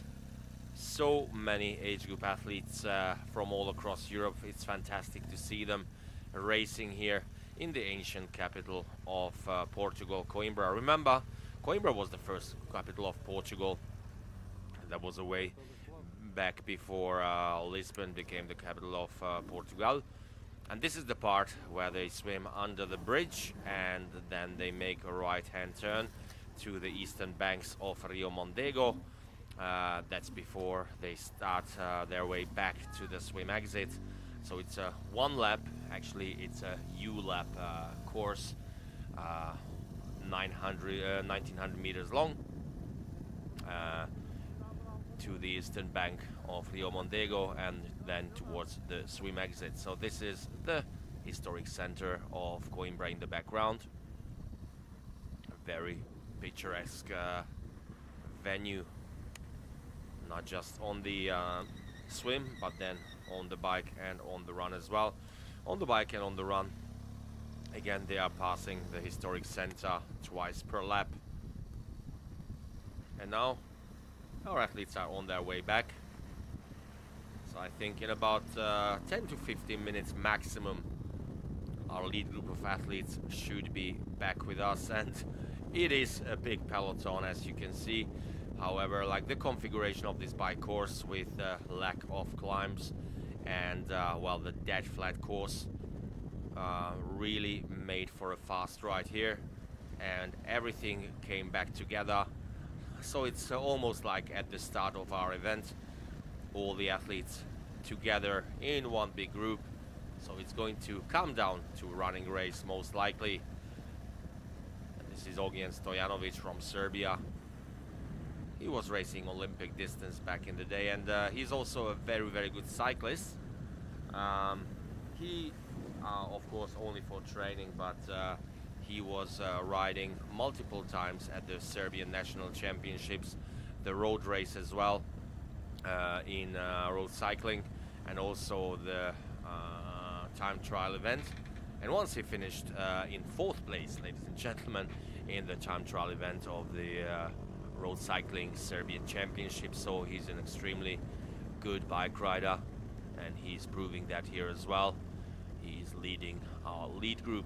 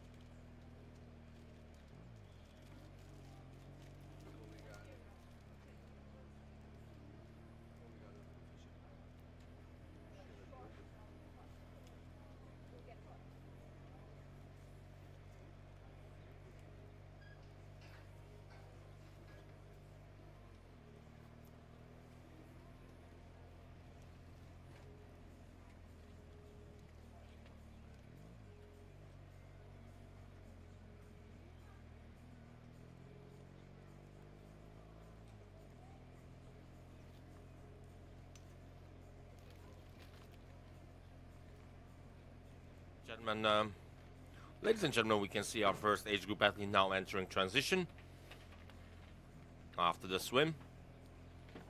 And shortly, we are going to welcome our first elite athletes in transition as well. They are right now entering the city center of Coimbra. So only a few more Ks before we see our first elites heading into T2. And remember, it's basically we are starting our race now from scratch because we have a group of about 10 athletes riding all together. So absolutely no decision has been made yet. There is no breakaways. Nobody managed to put a gap between himself and the rest of the group so far. So it will come down to a running race here at the Middle Distance European Championships 2024.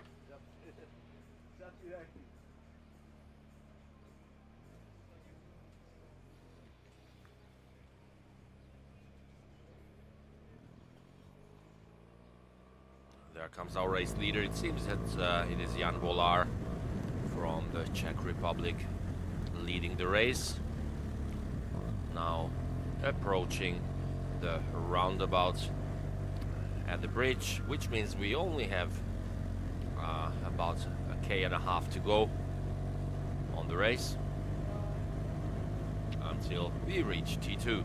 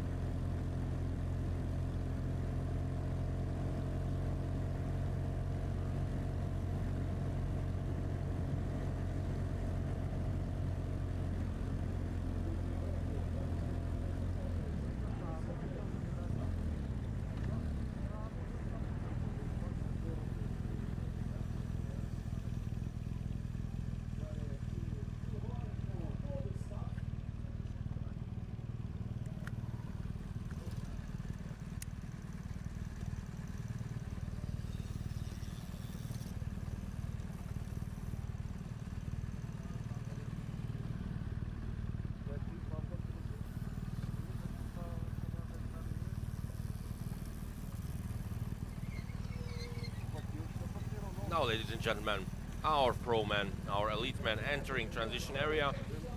And first into T2 was Tommaso Paoletti from Italy, racing with race number 10. A huge group of athletes entering transition all together.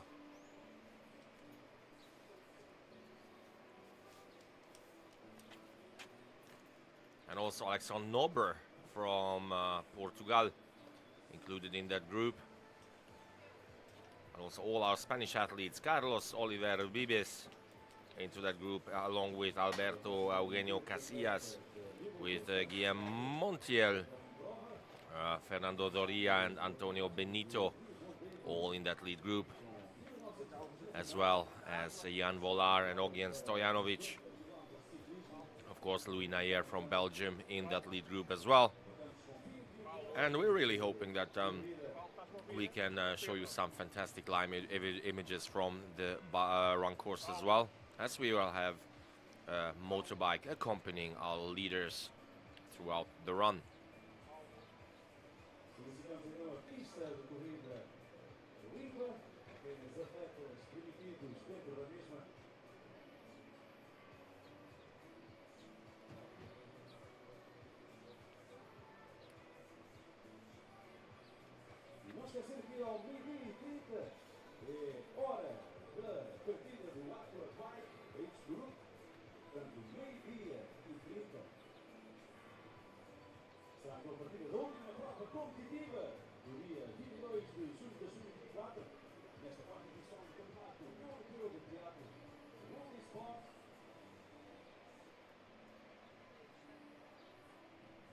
Podem acompanhar em Facebook, seguir a página da Multisport, então acompanhar o live streaming.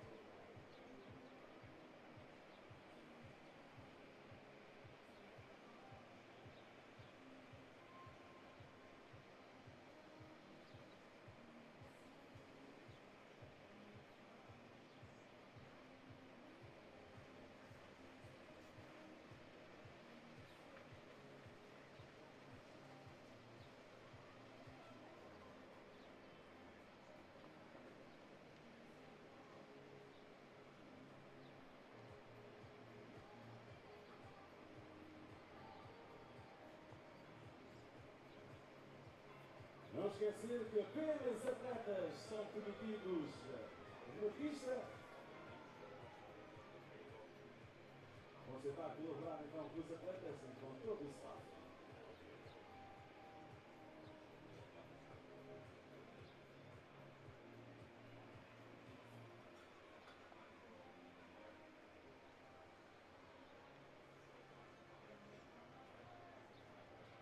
Quando continuamos a receber atletas por escalão na zona de transição, acabarem então assim a sua performance de natação. Agora preparam-se para os 90 km de ciclismo. Os atletas da elite já se encontram então na prova de corrida para estes 21 km.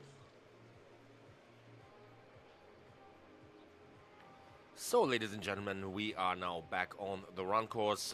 This is Tommaso Paoletti from Italy. He was first into T2. Remember, he wasn't in our lead group of 6 athletes, but they managed to get back to the leaders, so he had a fantastic bike ride. He was only 10th out of the water.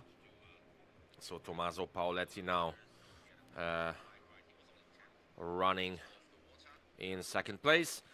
Ahead of him, we saw a Belgian athlete. We'll find out shortly if it was Christophe de Keyser or Louis Nayer. So either race number 2 or race number 4.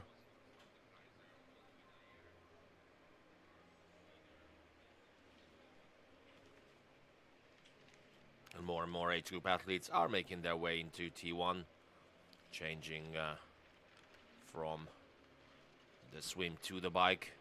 And they are doing exactly the same distance, exactly the same course as our elite athletes. So 1 lap on the swim, followed by 4 laps on the bike, totaling a distance of 90 kilometers, and then a 2-lap run course for a half marathon here in Coimbra.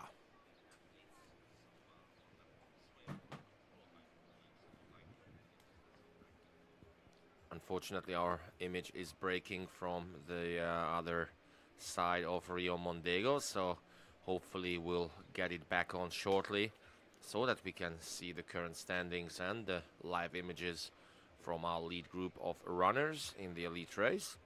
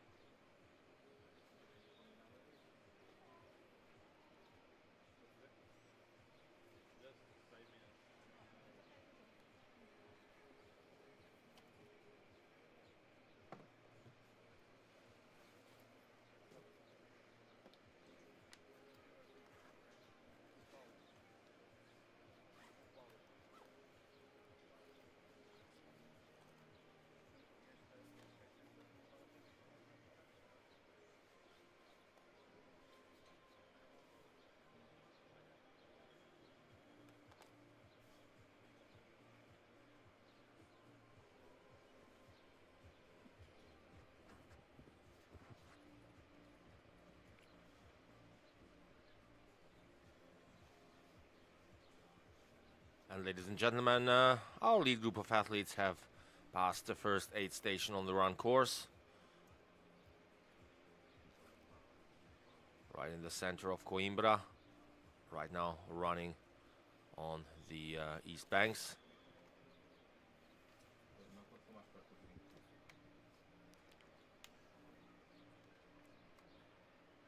And I've seen 3 Spaniards in the front group, so it must be Antonio Benito Lopez and also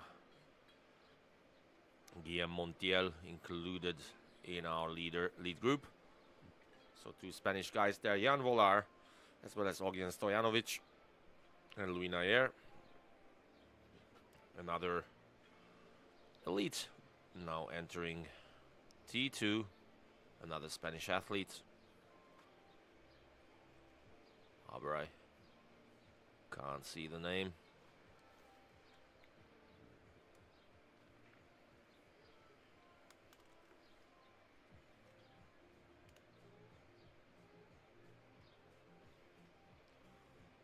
And ladies and gentlemen, our first women are going to be shortly in T2 as well. We've just seen our Portuguese athlete Raquel Rocha riding through, and only a couple of Ks away from T2.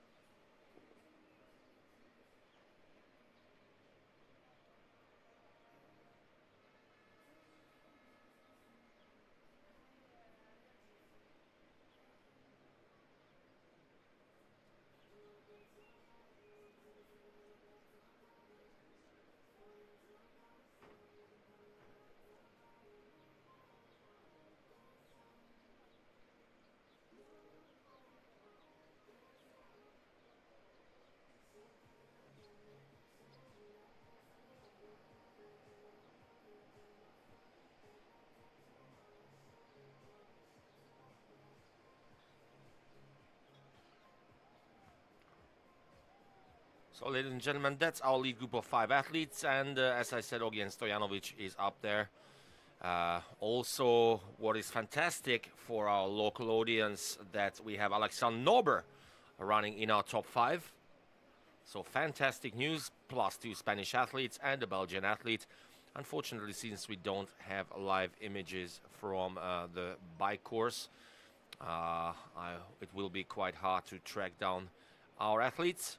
However, we are trying to make our best to regain the signal from our moving camera so that we can feed you with more information.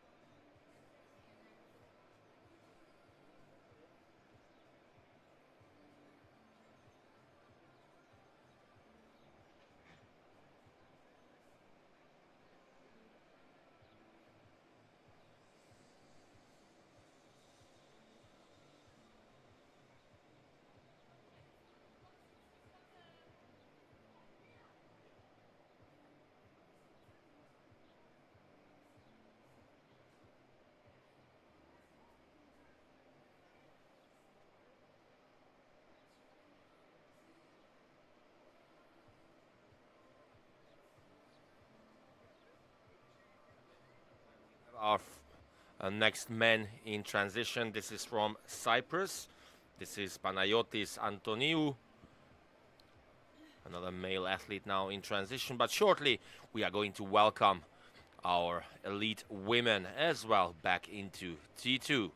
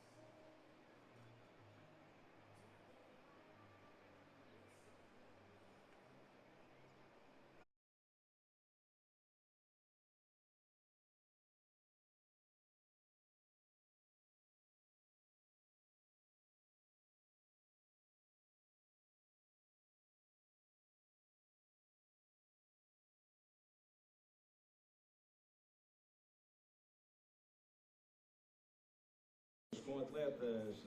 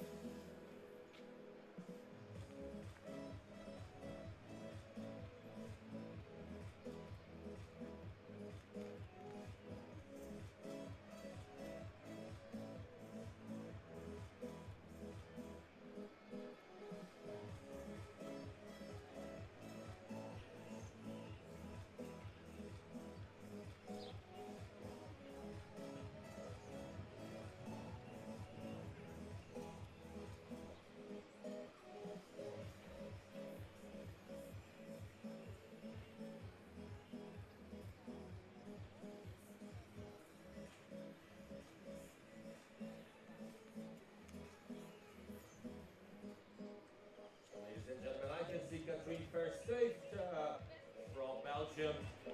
She will be coming into T2 shortly. She's a former middle distance European champion.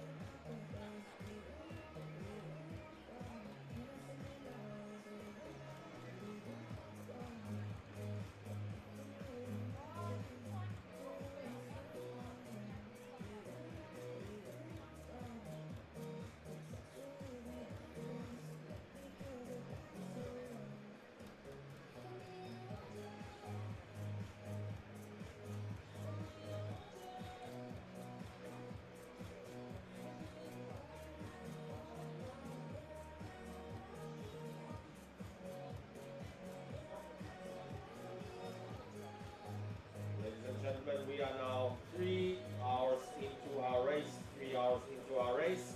We started at 7:30 with our elite men. Now it's 10:30. So I think our first finish is to be expected in about 45 minutes time. But let's make welcome our athletes first at the end of lap number 1, heading out for lap number 2. I think that should happen in the next 5 minutes.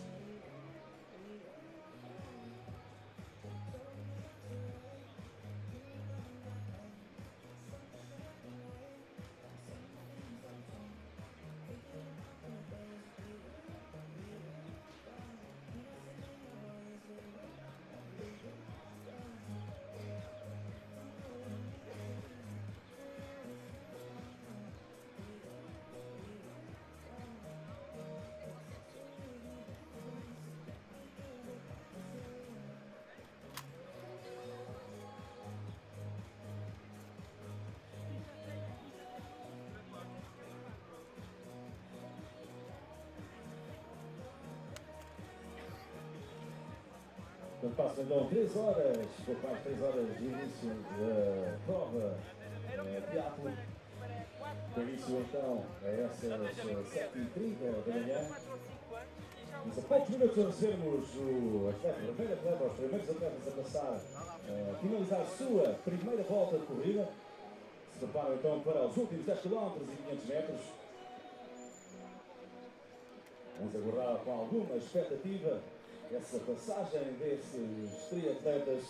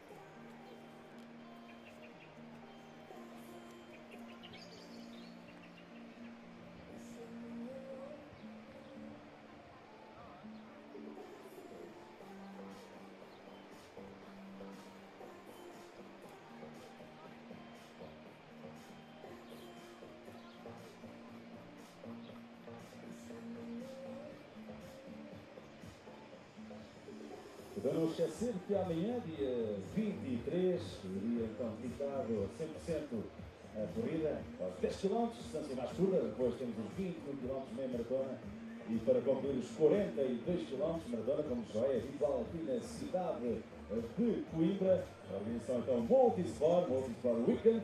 Ontem tivemos também a Neon Swim, a Neon Night Swim, centenas de atletas a mergulhar nas bonitas águas do Rio Mondego, aqui em Coimbra, e então a fazerem essa festa, esse início deste fim de semana super desportivo. Não esquecer amanhã, todos convidados então para os 10 km, 21 km, 42 km, centenas de atletas a virem até Coimbra e despedirem-se desta semana louca, semana de desporto, semana de cidade, então, Triathlon em Portugal com 40 anos, 2024. Então estamos mesmo quase a receber poucos minutos, recebemos o primeiro homem da frente da corrida, preparar-se então para a segunda e última volta.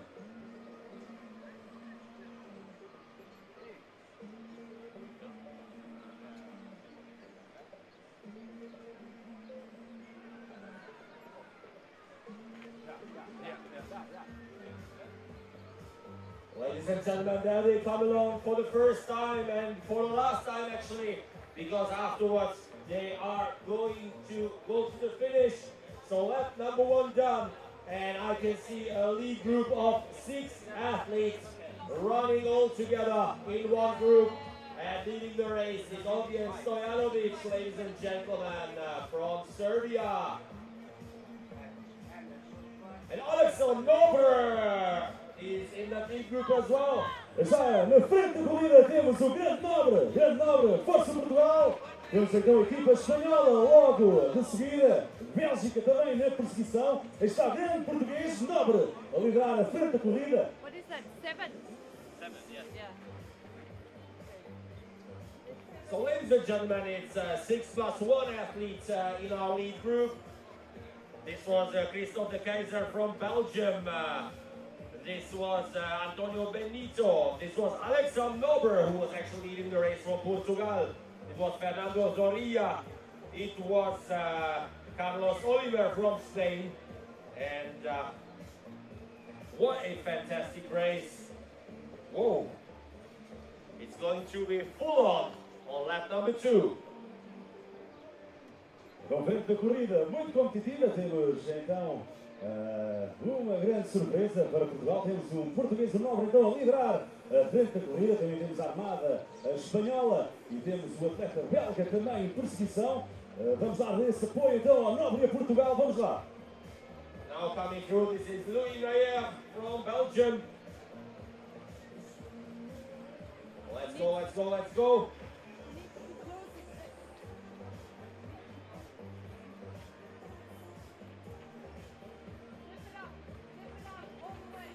Our next athlete, Andrei Kubo, the middle distance duathlon world champion from 2022 from Slovakia. Now coming through, Jan Volar from the Czech Republic. Dotoho, Jan.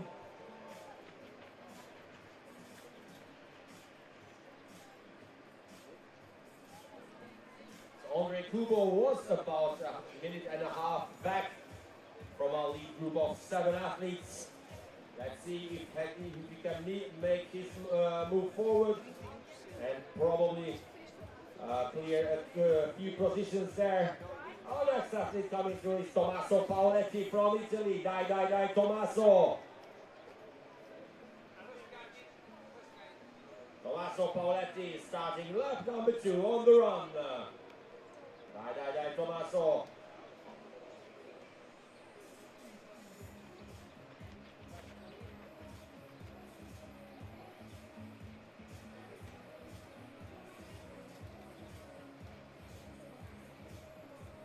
Entramos então na última volta, os últimos 10 km, porque depois faltam menos 10 km para recebermos aqui os grandes vencedores. Na frente da corrida, para diferenciar então o grande Nobre a liderar, logo a seguir então apresenta-se a armada espanhola e também o atleta belga. Vamos lá dar esse apoio, vamos ver se conseguimos ter aqui um campeão europeu aqui na cidade de Coimbra de nome Nobre. Vamos lá. And I made a mistake before, this wasn't Tommaso Paoletti, it was Dario Giovine from Italy.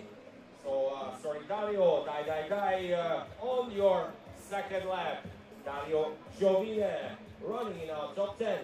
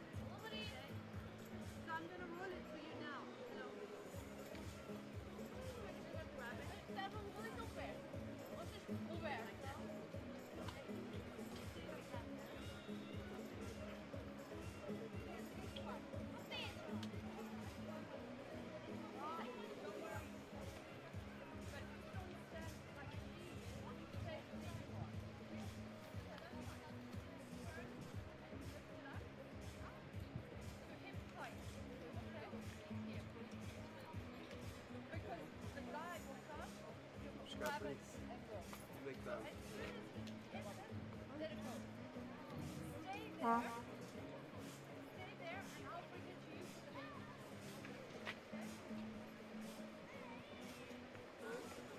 Queres buscar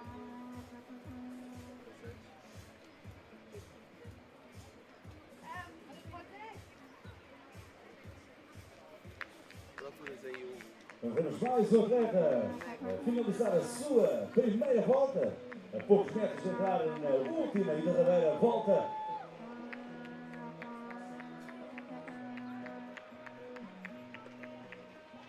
Está a atleta do dorsal número 18. Em precisão então à cabeça da corrida. Não esquecer então que Nobre a liderar então no bloco da frente. A passagem da primeira para a segunda volta a liderar então a frente da corrida. Ele que na zona de transição de natação para ciclismo encontrava-se no top 10. Então depois a subir lugares, a ganhar lugares então nos 90 km de ciclismo. E a passar já a primeira volta, a entrada da segunda volta, a liderar a frente da corrida, portanto, temos um português, diz-me dizer que quase certeza que o português no top 5. Vamos ver se Nobre consegue essa distinção ou não. Aguardamos então menos de uma hora, muito menos de uma hora, então faltam menos, sensivelmente para aí uns 6, 7 km para sermos aqui o grande vencedor desta edição. Portanto, aguardamos e ficam todos convidados para visitarem aqui a zona de chegada e juntos fazermos a festa. Esta que é a quarta edição do Campeonato Europeu Triathlon Multisport Championship, aqui a terceira bonita cidade de Coimbra, 2024.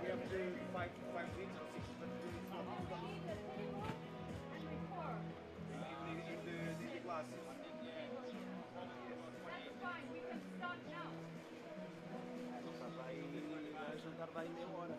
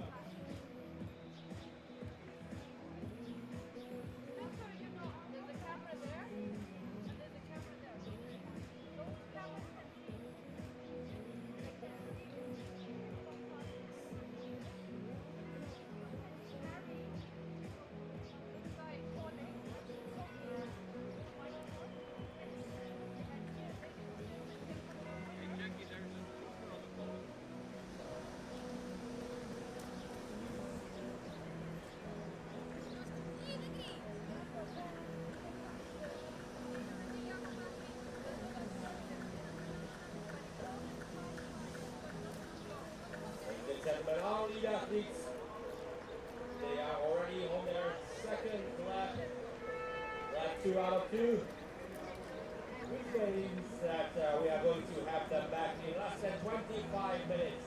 In less than 25 minutes, we are going to crown our middle distance European champion 2024 Coimbra and the Europe Triathlon Multisport Championships. We have a lead group of 7. So there's definitely no decision yet. He's going to go away with gold, silver, and bronze. A very exciting, very thrilling race here. I'm very, very excited to see who's going to finish 1, 2, and 3, first, second, and third.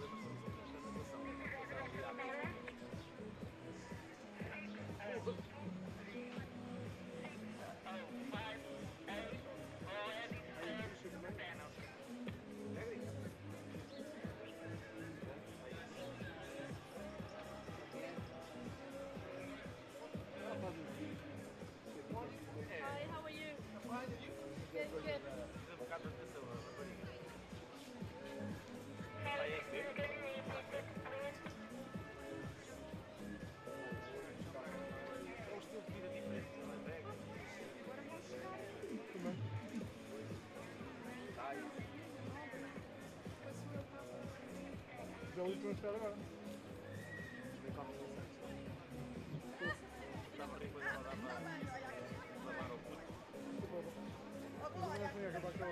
Hello.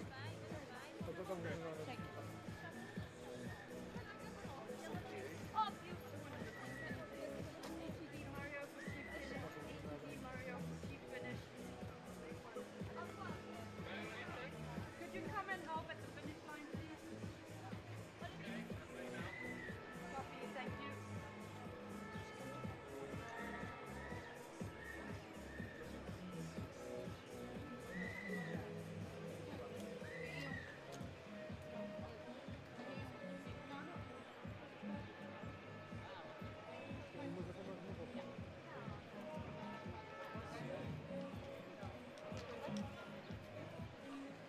Ladies and gentlemen, there comes another athlete from Spain, starting lap number 2 on the run.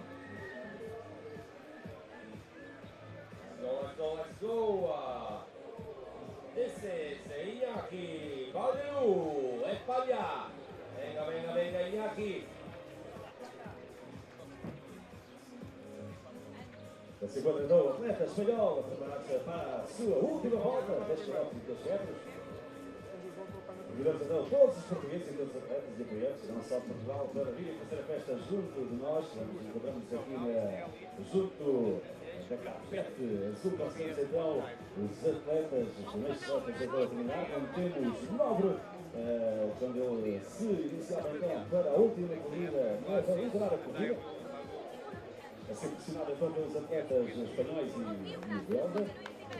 Vamos lá apoiar o português, portanto, vamos lá a comitiva portuguesa ser chamada ao pórtico de chegada, à linha de finisher, para apoiar então Portugal. E vamos ver se mais tarde vamos ouvir a portuguesa, o hino nacional, a soar aqui em Coimbra.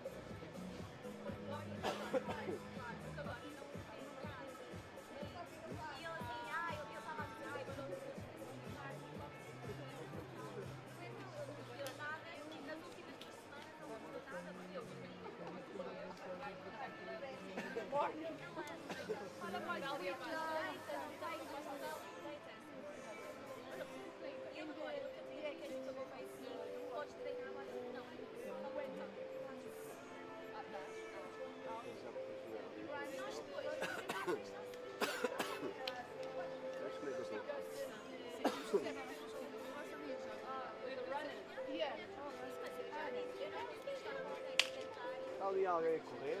I'm here now. We're gonna have a fast finish. É lá de fora. Eu já não vejo nada.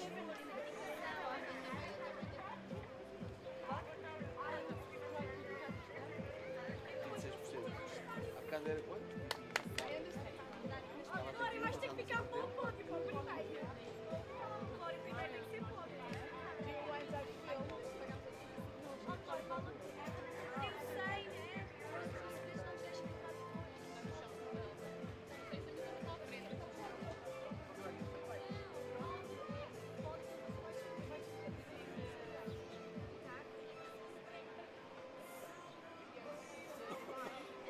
Eu sei, né? And our next athlete starting his last lap on the run. Welcome, Joop Staps. Come up, Joop. And he's Phil.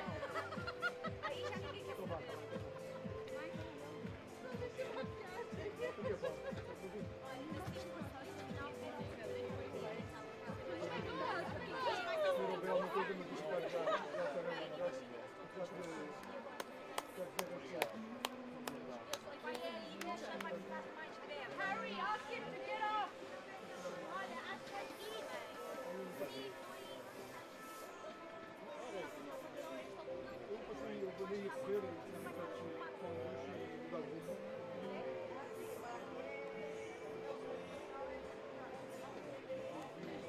Eu a partir não estava aqui no vídeo, eu estava nessa primeira volta no ciclismo e tenho que estar bem mais.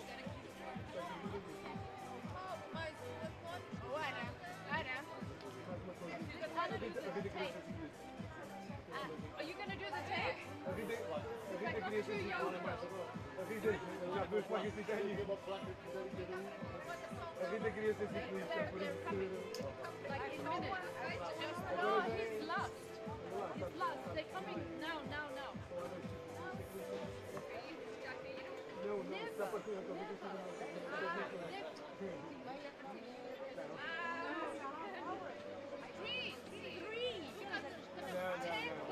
Mas é clássico.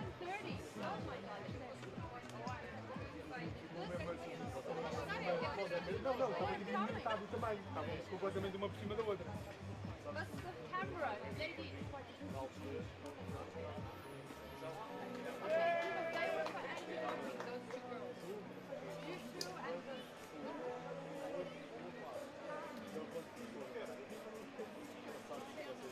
Uma partida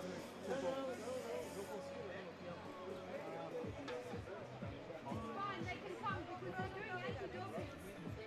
Então tem que ir ao próximo. Depois é chato, depois tem que partir e o outro depois por uma placa de baixo não sei.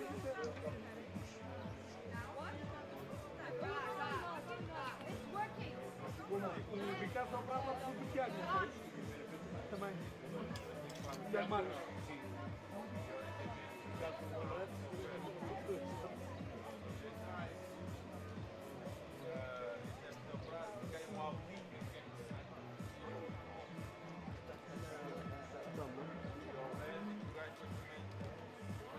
Conseguiste negociar?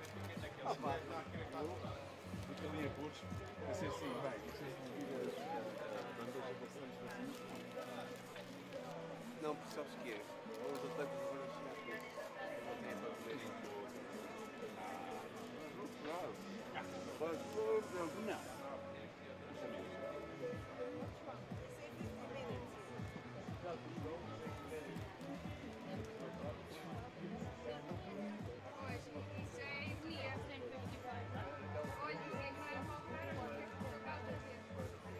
We don't have... Let me get help. You go. What? The red one.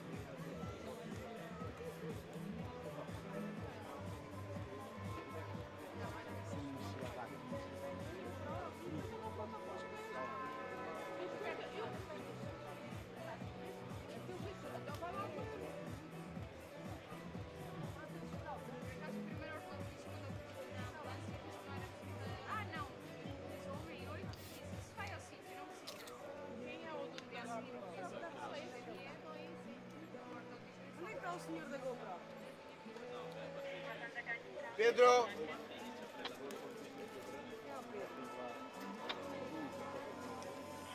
Deve estar aqui na barraquinha.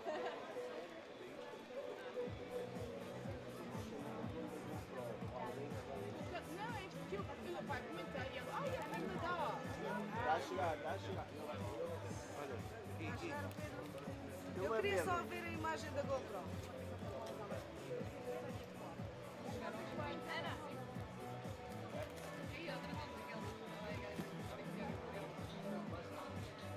Estamos a poucos minutos de fazer festa junto no pórtico de chegada.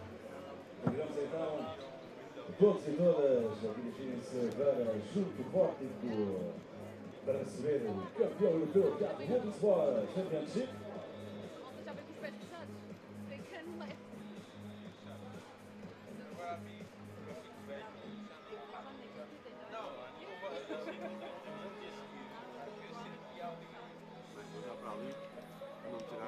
Estava mexendo no telefone, a registrar o número e liga de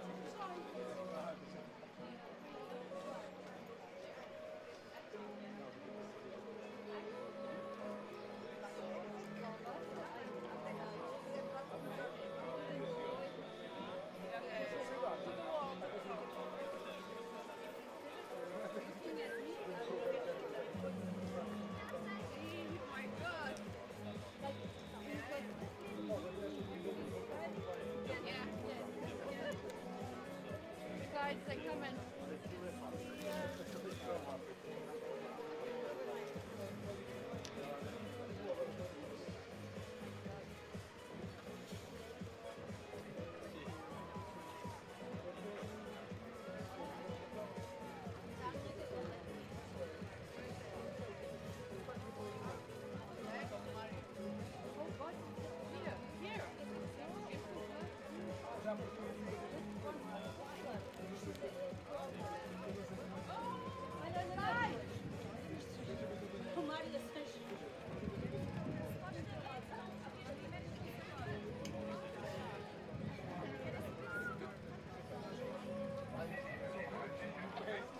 Já foi apanhado em 50 depende.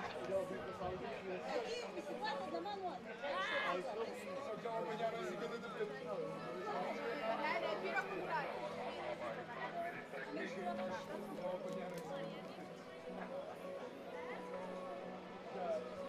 Espera aí que eu vou ligar ao Zé. Depois eu tenho que contar com ele de certeza. Ladies and gentlemen, now we are 3 hours and 30 minutes into our race, which means that we are less than 10 minutes away from welcoming our first athletes across the finish line. So less than 10 minutes before we are going to crown our middle distance European champion and middle distance triathlon silver medalist and bronze medalist here in Coimbra at the Europe Triathlon Mountain School Championships. We're also waiting for our elite women to finish their first lap off the run and starting their second. They should be here with us any minute too. Está torcida. Não, não, tem. Deixa dar uma volta. Deixa dar uma volta. Há um que está para um lado, outro está para o outro.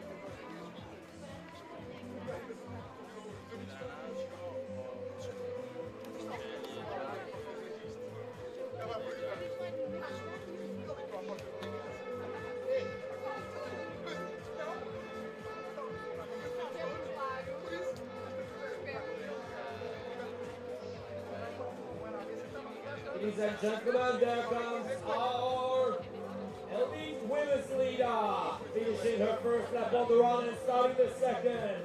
And this is race number 31 from Poland, Marta Lagovnik. Let's go, Marta. One more lap to go. Marta Lagovnik in the lead.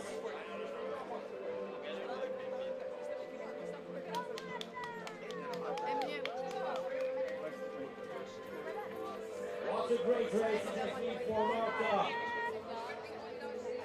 She was out in fourth place out of the water and then managed to move up on the bike, riding with the lead group. And now she is in the lead on the run with one more left to go, only 10.5 Ks to go on the run course for our Polish athlete Marta Gopnik.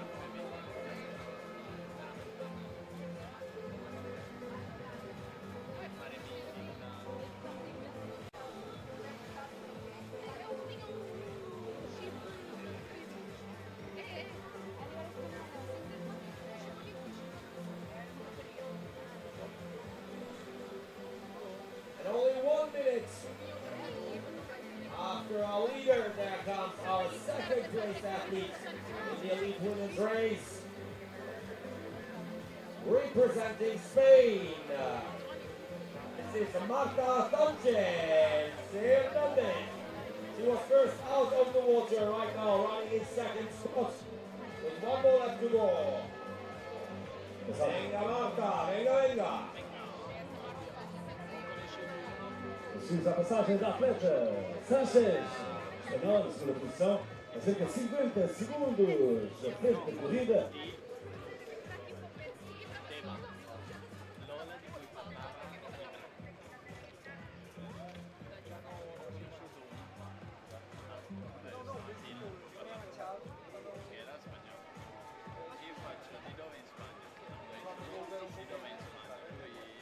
And ladies and gentlemen, get yourselves ready because I think in about 5 minutes time we are going to welcome our champion in the elite men's race at the middle distance European Championships Triathlon Coimbra 2024.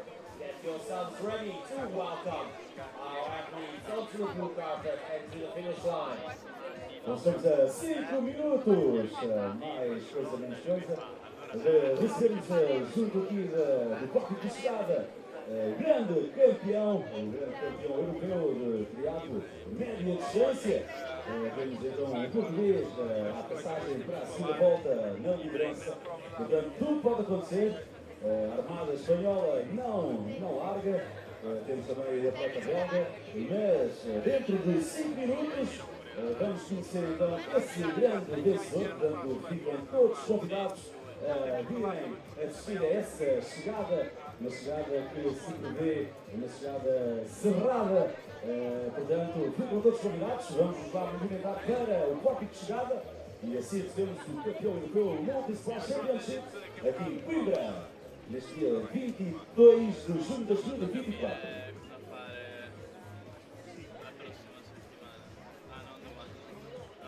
problema più grande è che dobbiamo andare via dal suo appartamento per una settimana cambiando vestaglia. I voli sono già prenotati.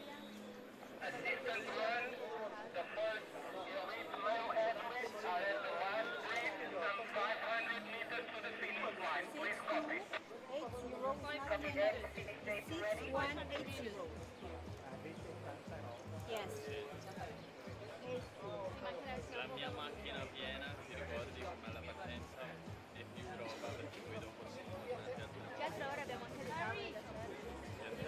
dopo le cabine. Fatto tutto per giù. Non le guarda, facciamo un attimo più quando eravamo tutti là abbiamo per la prima volta a cena.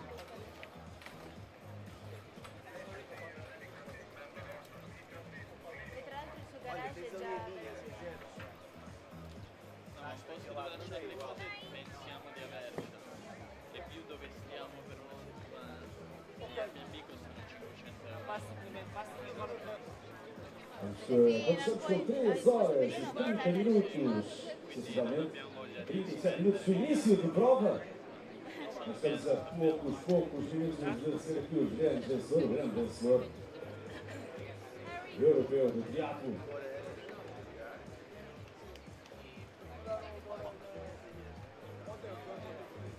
Ladies and gentlemen, there comes athlete number 3 in our elite women's race.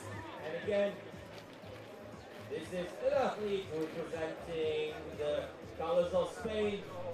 The bright yellow and red Spanish uniform coming down next to the finish line with one more lap to go. This is Laura Gomez, Ramon. Venga Laura, venga, venga, venga. Última vuelta. One more lap to go for Laura Gomez. Nós temos então a Laura Gomes, então a terceira atleta feminina, a preparar-se para os seus últimos 10 km e 500 metros. Temos duas espanholas, duas atletas espanholas na segunda posição e Gomes na terceira posição. Ladies and gentlemen, I can see the lead motorbike. We are only moments away from welcoming our race champion here. The middle distance European champions in 2024, and it is very well a sprint finish. Spain in first and Portugal in second. Está, vimos grande vencedor vindo de Espanha, logo atrás vimos campeão nacional, ele que se destacava à segunda volta. Aí está, grande português, agora atenção para espanhol, atleta espanhol, agora sim atleta português, e vamos ouvir o hino nacional na segunda posição, do grande nome! Antonio Benito in first place, taking gold medal for Spain in second place. What a fantastic finish for our Portuguese athlete, Alexon Nober, second. And coming through in third place, ladies and gentlemen, and taking bronze. Welcome from Serbia, Ognjen Stojanovic. Welcome, Ognjen.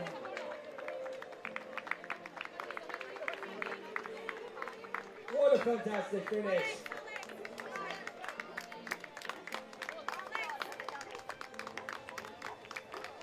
Na segunda posição para Nobre, atleta português. Finishing in fourth place, Fernando Torilla.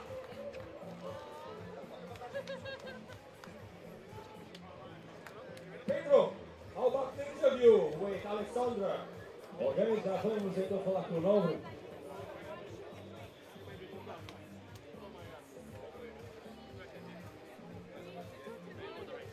Vamos cumprimentar então atletas espanhóis.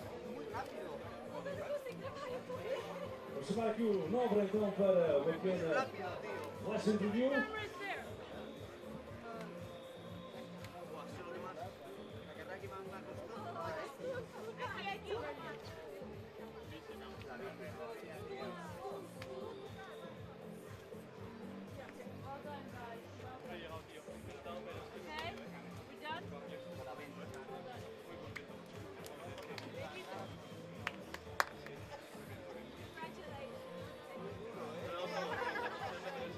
É a altura então de roubarmos alguns segundos ao atleta nacional Nobre.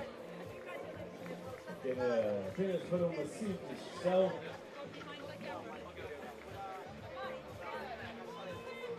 Não, antes de mais, parabéns pelo feito e agora queria um grande aplauso aqui para a Nobre. Claque portuguesa. Fernando, enquanto vi focado no início da largada da corrida, acreditei aqui, sabemos o teu percurso nacional. Tu que lideraste então a natação, chegaste aqui na zona de transição no top 10, pelo que eu percebi, chegaste à final da primeira volta em primeiro lugar. Como é que foi gerir esta corrida, os últimos 10 metros, estas emoções? Como é que reagiste ao apoio do público, ao apoio da tua família? Era de esperar esta tua vitória, para nós foi uma grande vitória pelo segundo lugar.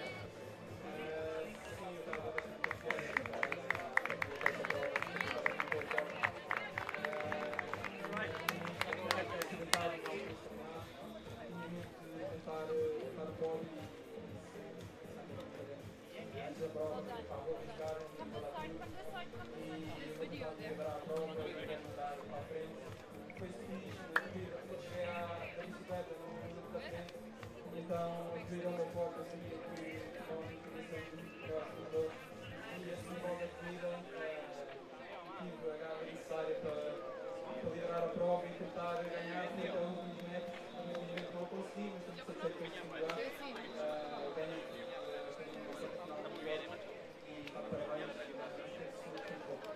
teu ritmo, estava a ver aqui no teu relógio, era 3 ponto. 3:16 e eu acho que tens qualquer coisa a dizer à tua família, penso eu que é difícil. Queria agradecer à minha família pelo apoio. Temos aqui, é uma grande coisa.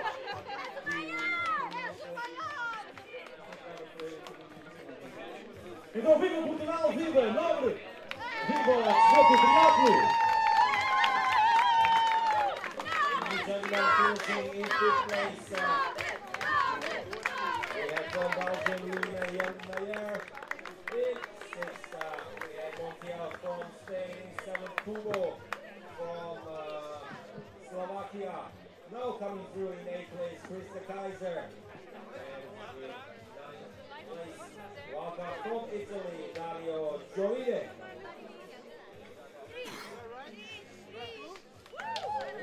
One more athlete to complete our top 10. Who's going to be.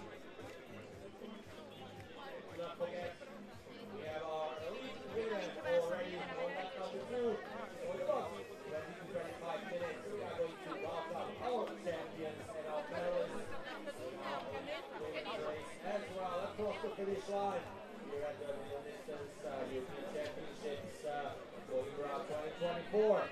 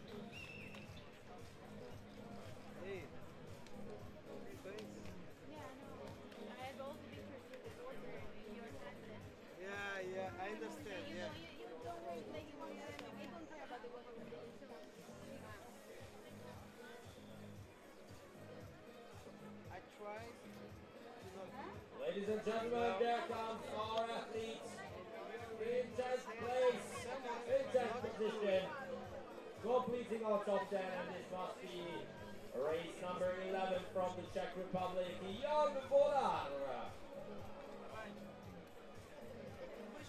Dr. Hoyer and Dr. Ho, 50 more meters to go. And that's a top 10 finish for Jan Volar, ladies and gentlemen. Welcome.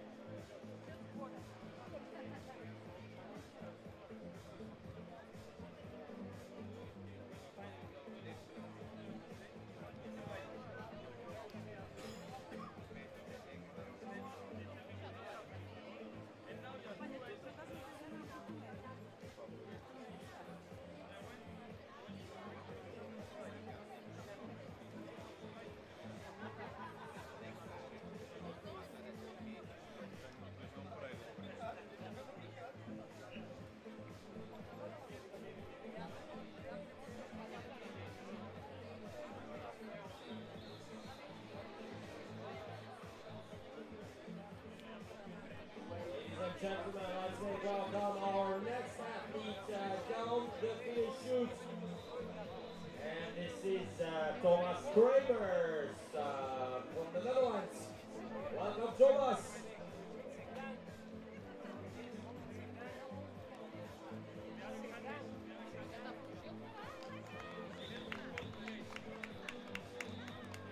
Temos uma atleta portuguesa a preparar-se para a sua próxima e última volta, 10 km e 500 metros. Temos aqui a atleta roxa, preparar-se então para a verdadeira volta.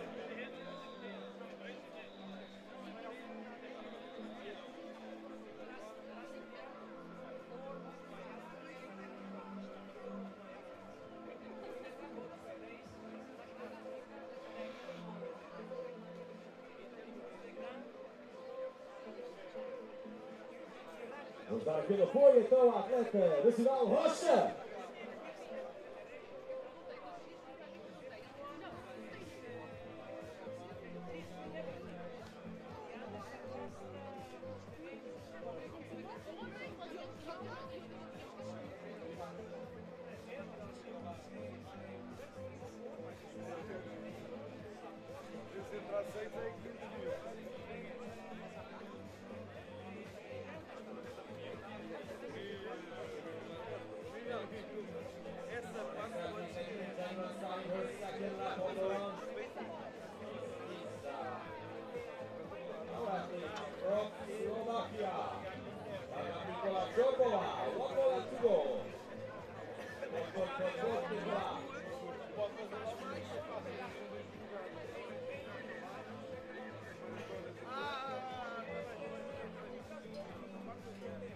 Os nossos atletas já terminaram a sua volta, podem então aparecer na tenda da Physiogol.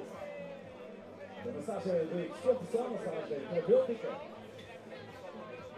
E podem consultar também resultados e classificações em Left2Go. Então aqui a empresa de cronometragem oficial do evento, oficial de campeonato de Multisport, Championship, segunda 2024. Vamos acelerar então para o grande triatlon em Portugal.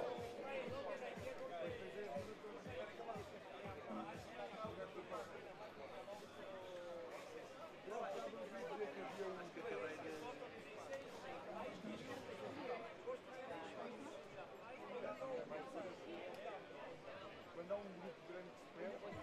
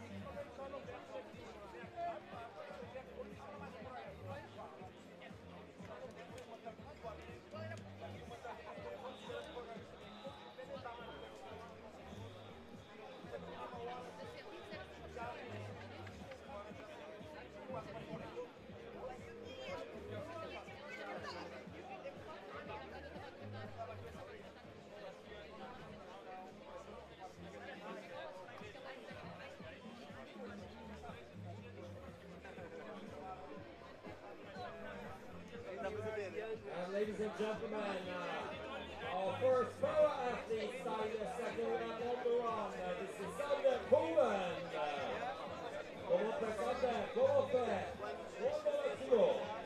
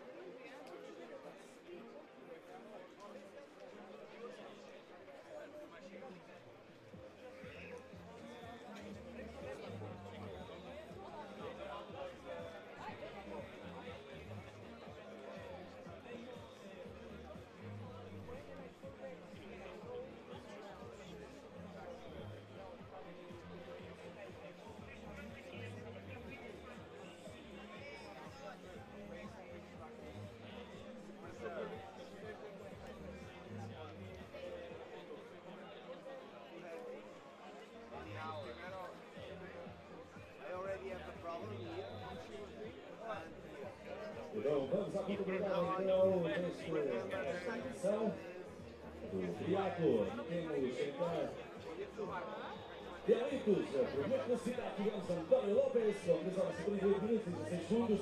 Logo assim tivemos o português Alexandre Nobre com 3 horas e 38 minutos e 29 segundos. E depois tivemos Stavanovic com 3 horas e 39 e 6 segundos. Então tivemos aqui referenciado o top 3 da prova Elite.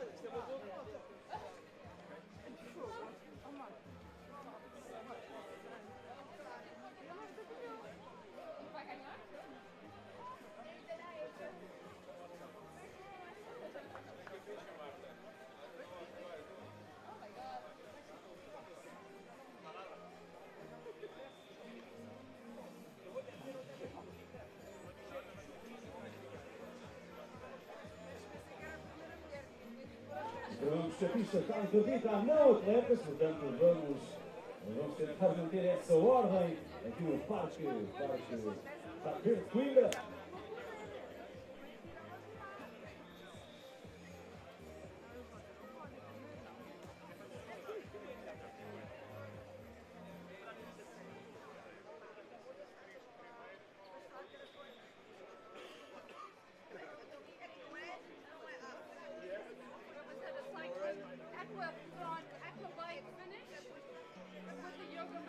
Não esquecer que dentro de 1 hora, início Aquabike, portanto às 12 horas e 30 minutos, Aquabike, a última prova competitiva desta quarta edição do Campeonato Europeu Triathlon Multi-Sport Championship.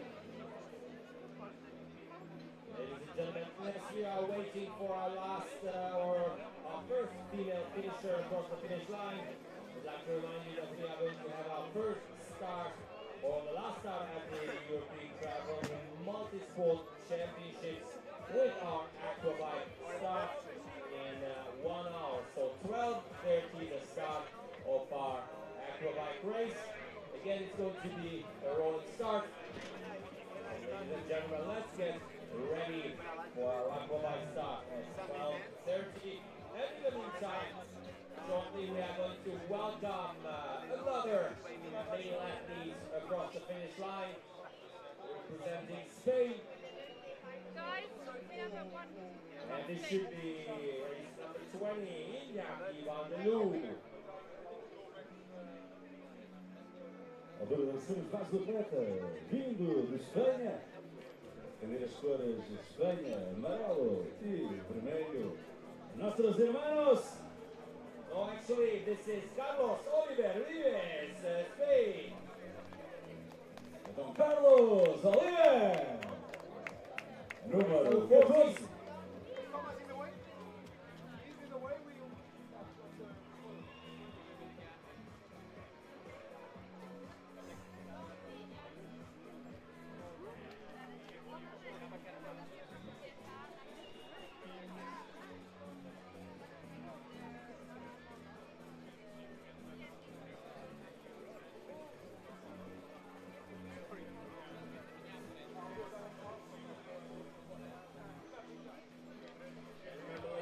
When we are going to have our youth athletes finishing, obviously it's not going to be the first across the line, it's going to be our winner because we have a rolling start.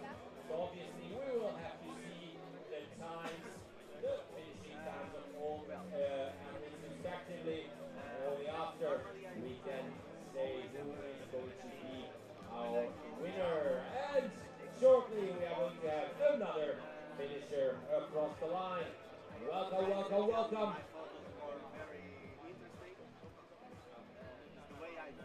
This is race number 15. Joep starts from the Netherlands.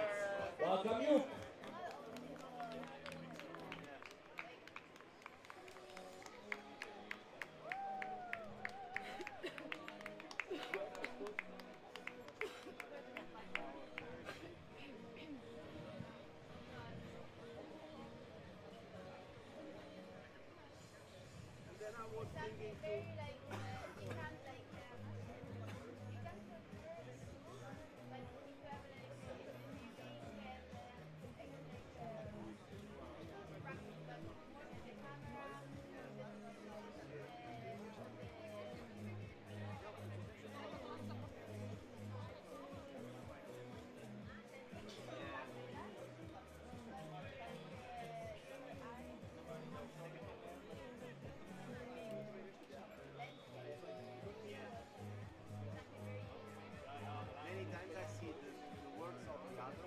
Ladies and gentlemen, starting her second lap on the run, this is Gabriele Gabrauskaitė, Lithuania. O atleta da Lituânia prepara-se para a sua segunda volta e segunda e última volta.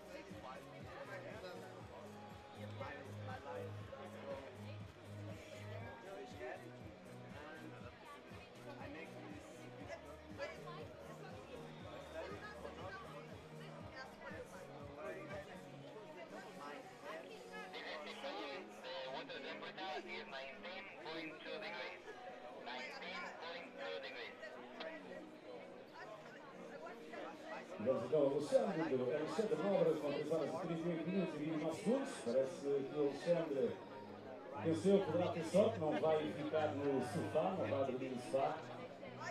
Essa é a mensagem que a sua namorada erguia, portanto, e logo à noite penso que vai ter recompensa.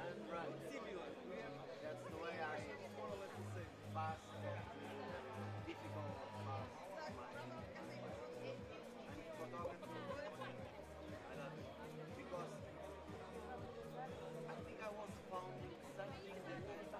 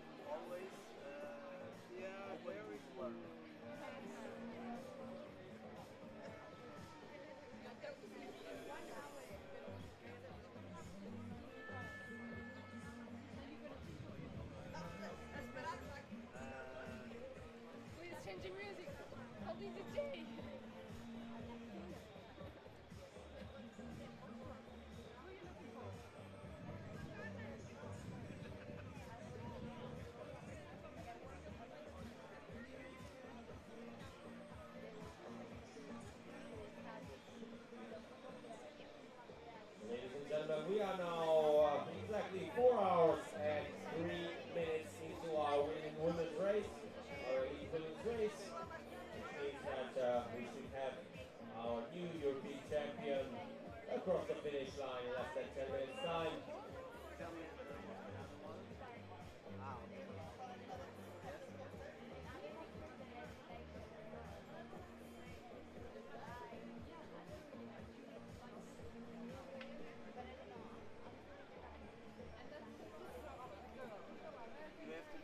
You have to give time.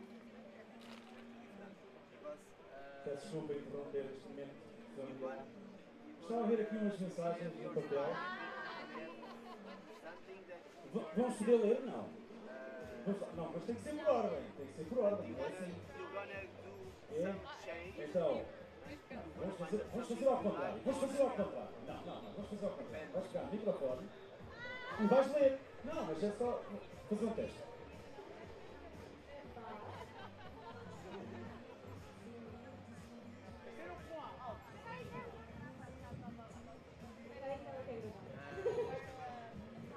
Não ganhaste, não há recompensa ao lugar à noite. what I do, Foi isso, vai ter recompensa.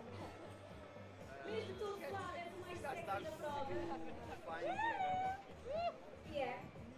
I start to find colors that I like.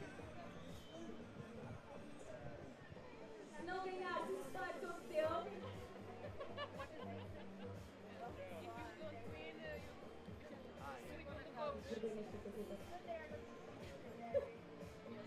Só um pouco de copo, como se estivesse a fugir pelo lance de louvar. Isto é ter a vida lá em casa.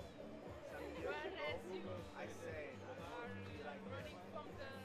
Pois, calma hoje, a contar os quilómetros até ao pedido.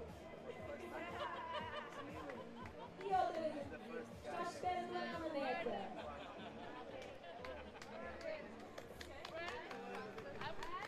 Falta mesmo o anel.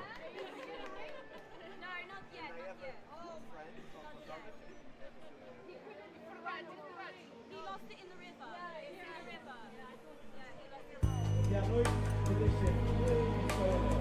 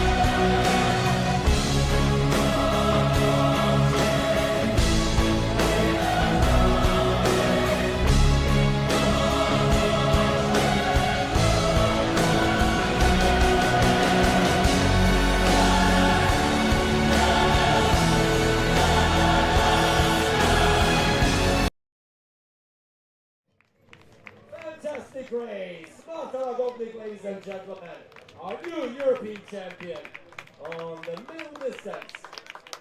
Alguns temos então a grande vencedora, o género feminino, Marta, com a campeã europeia de Triathlon Multisport Championship, versão 31.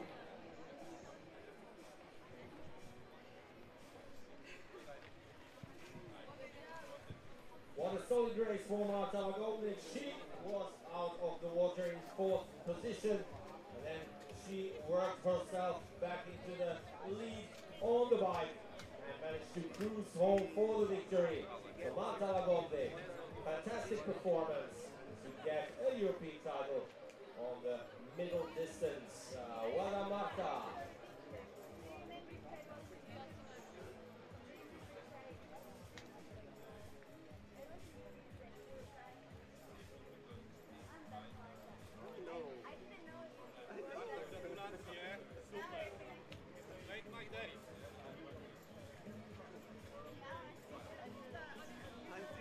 I was thinking that when I talked to you for the first time, you understand.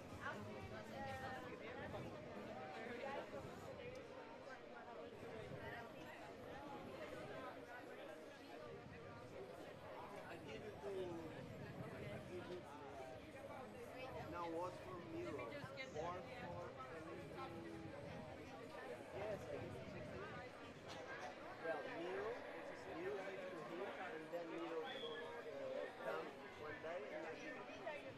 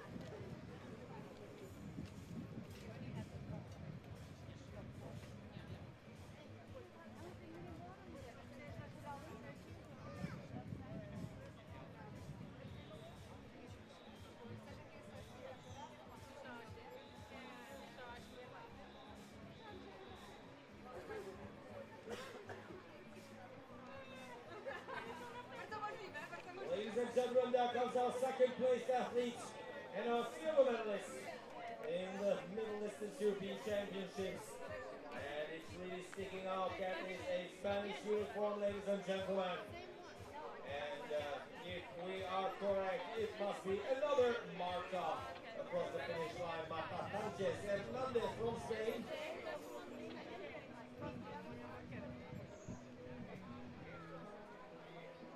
Recebemos então a atleta espanhola, assinando a segunda posição à geral desta participação do Campeonato Europeu de Triathlon Multisport Championship, Rio, Espanha! Indeed, ladies and gentlemen, welcome to Marta Sanchez Hernandez, silver medal. First and second, two Martas, ladies and gentlemen, on the podium today. And we're looking forward to welcoming our third place athlete, our bronze medalist, in the next minutes as well.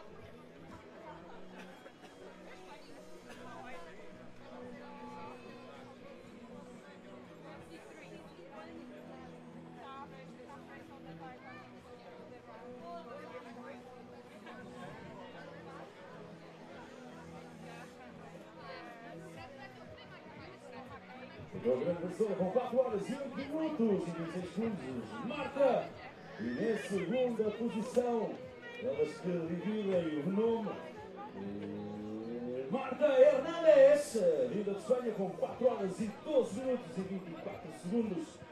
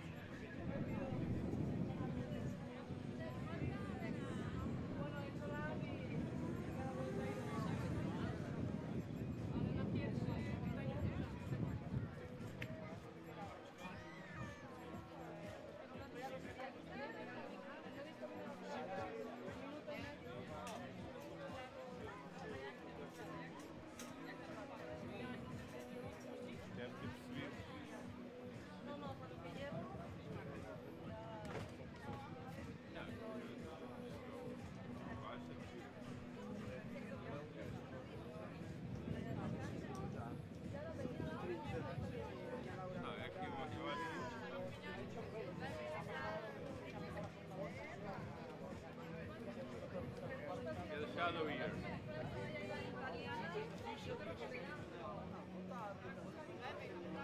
I'm quite sure that that backpack does not need to be seen.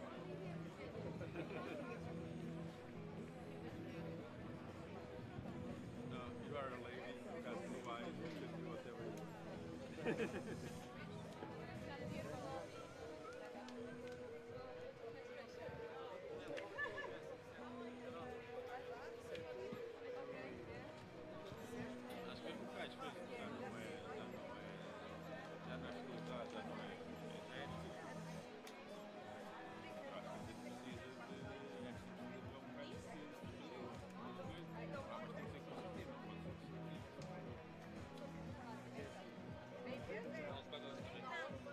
Ladies and gentlemen, another Spanish medal here at the Middle Distance European Championships.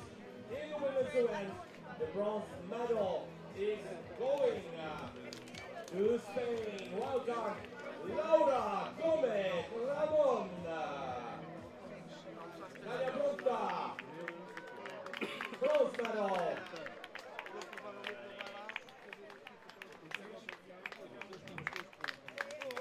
Keep the applause going, ladies and gentlemen, because we have another finisher on the blue carpet now.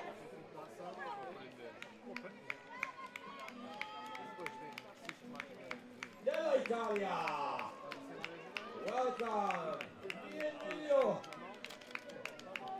This is Sara Sandrini. Grande Sara.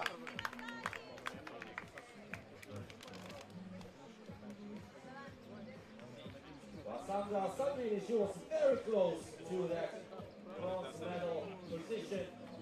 Only 20 to 25 seconds separating her from the podium.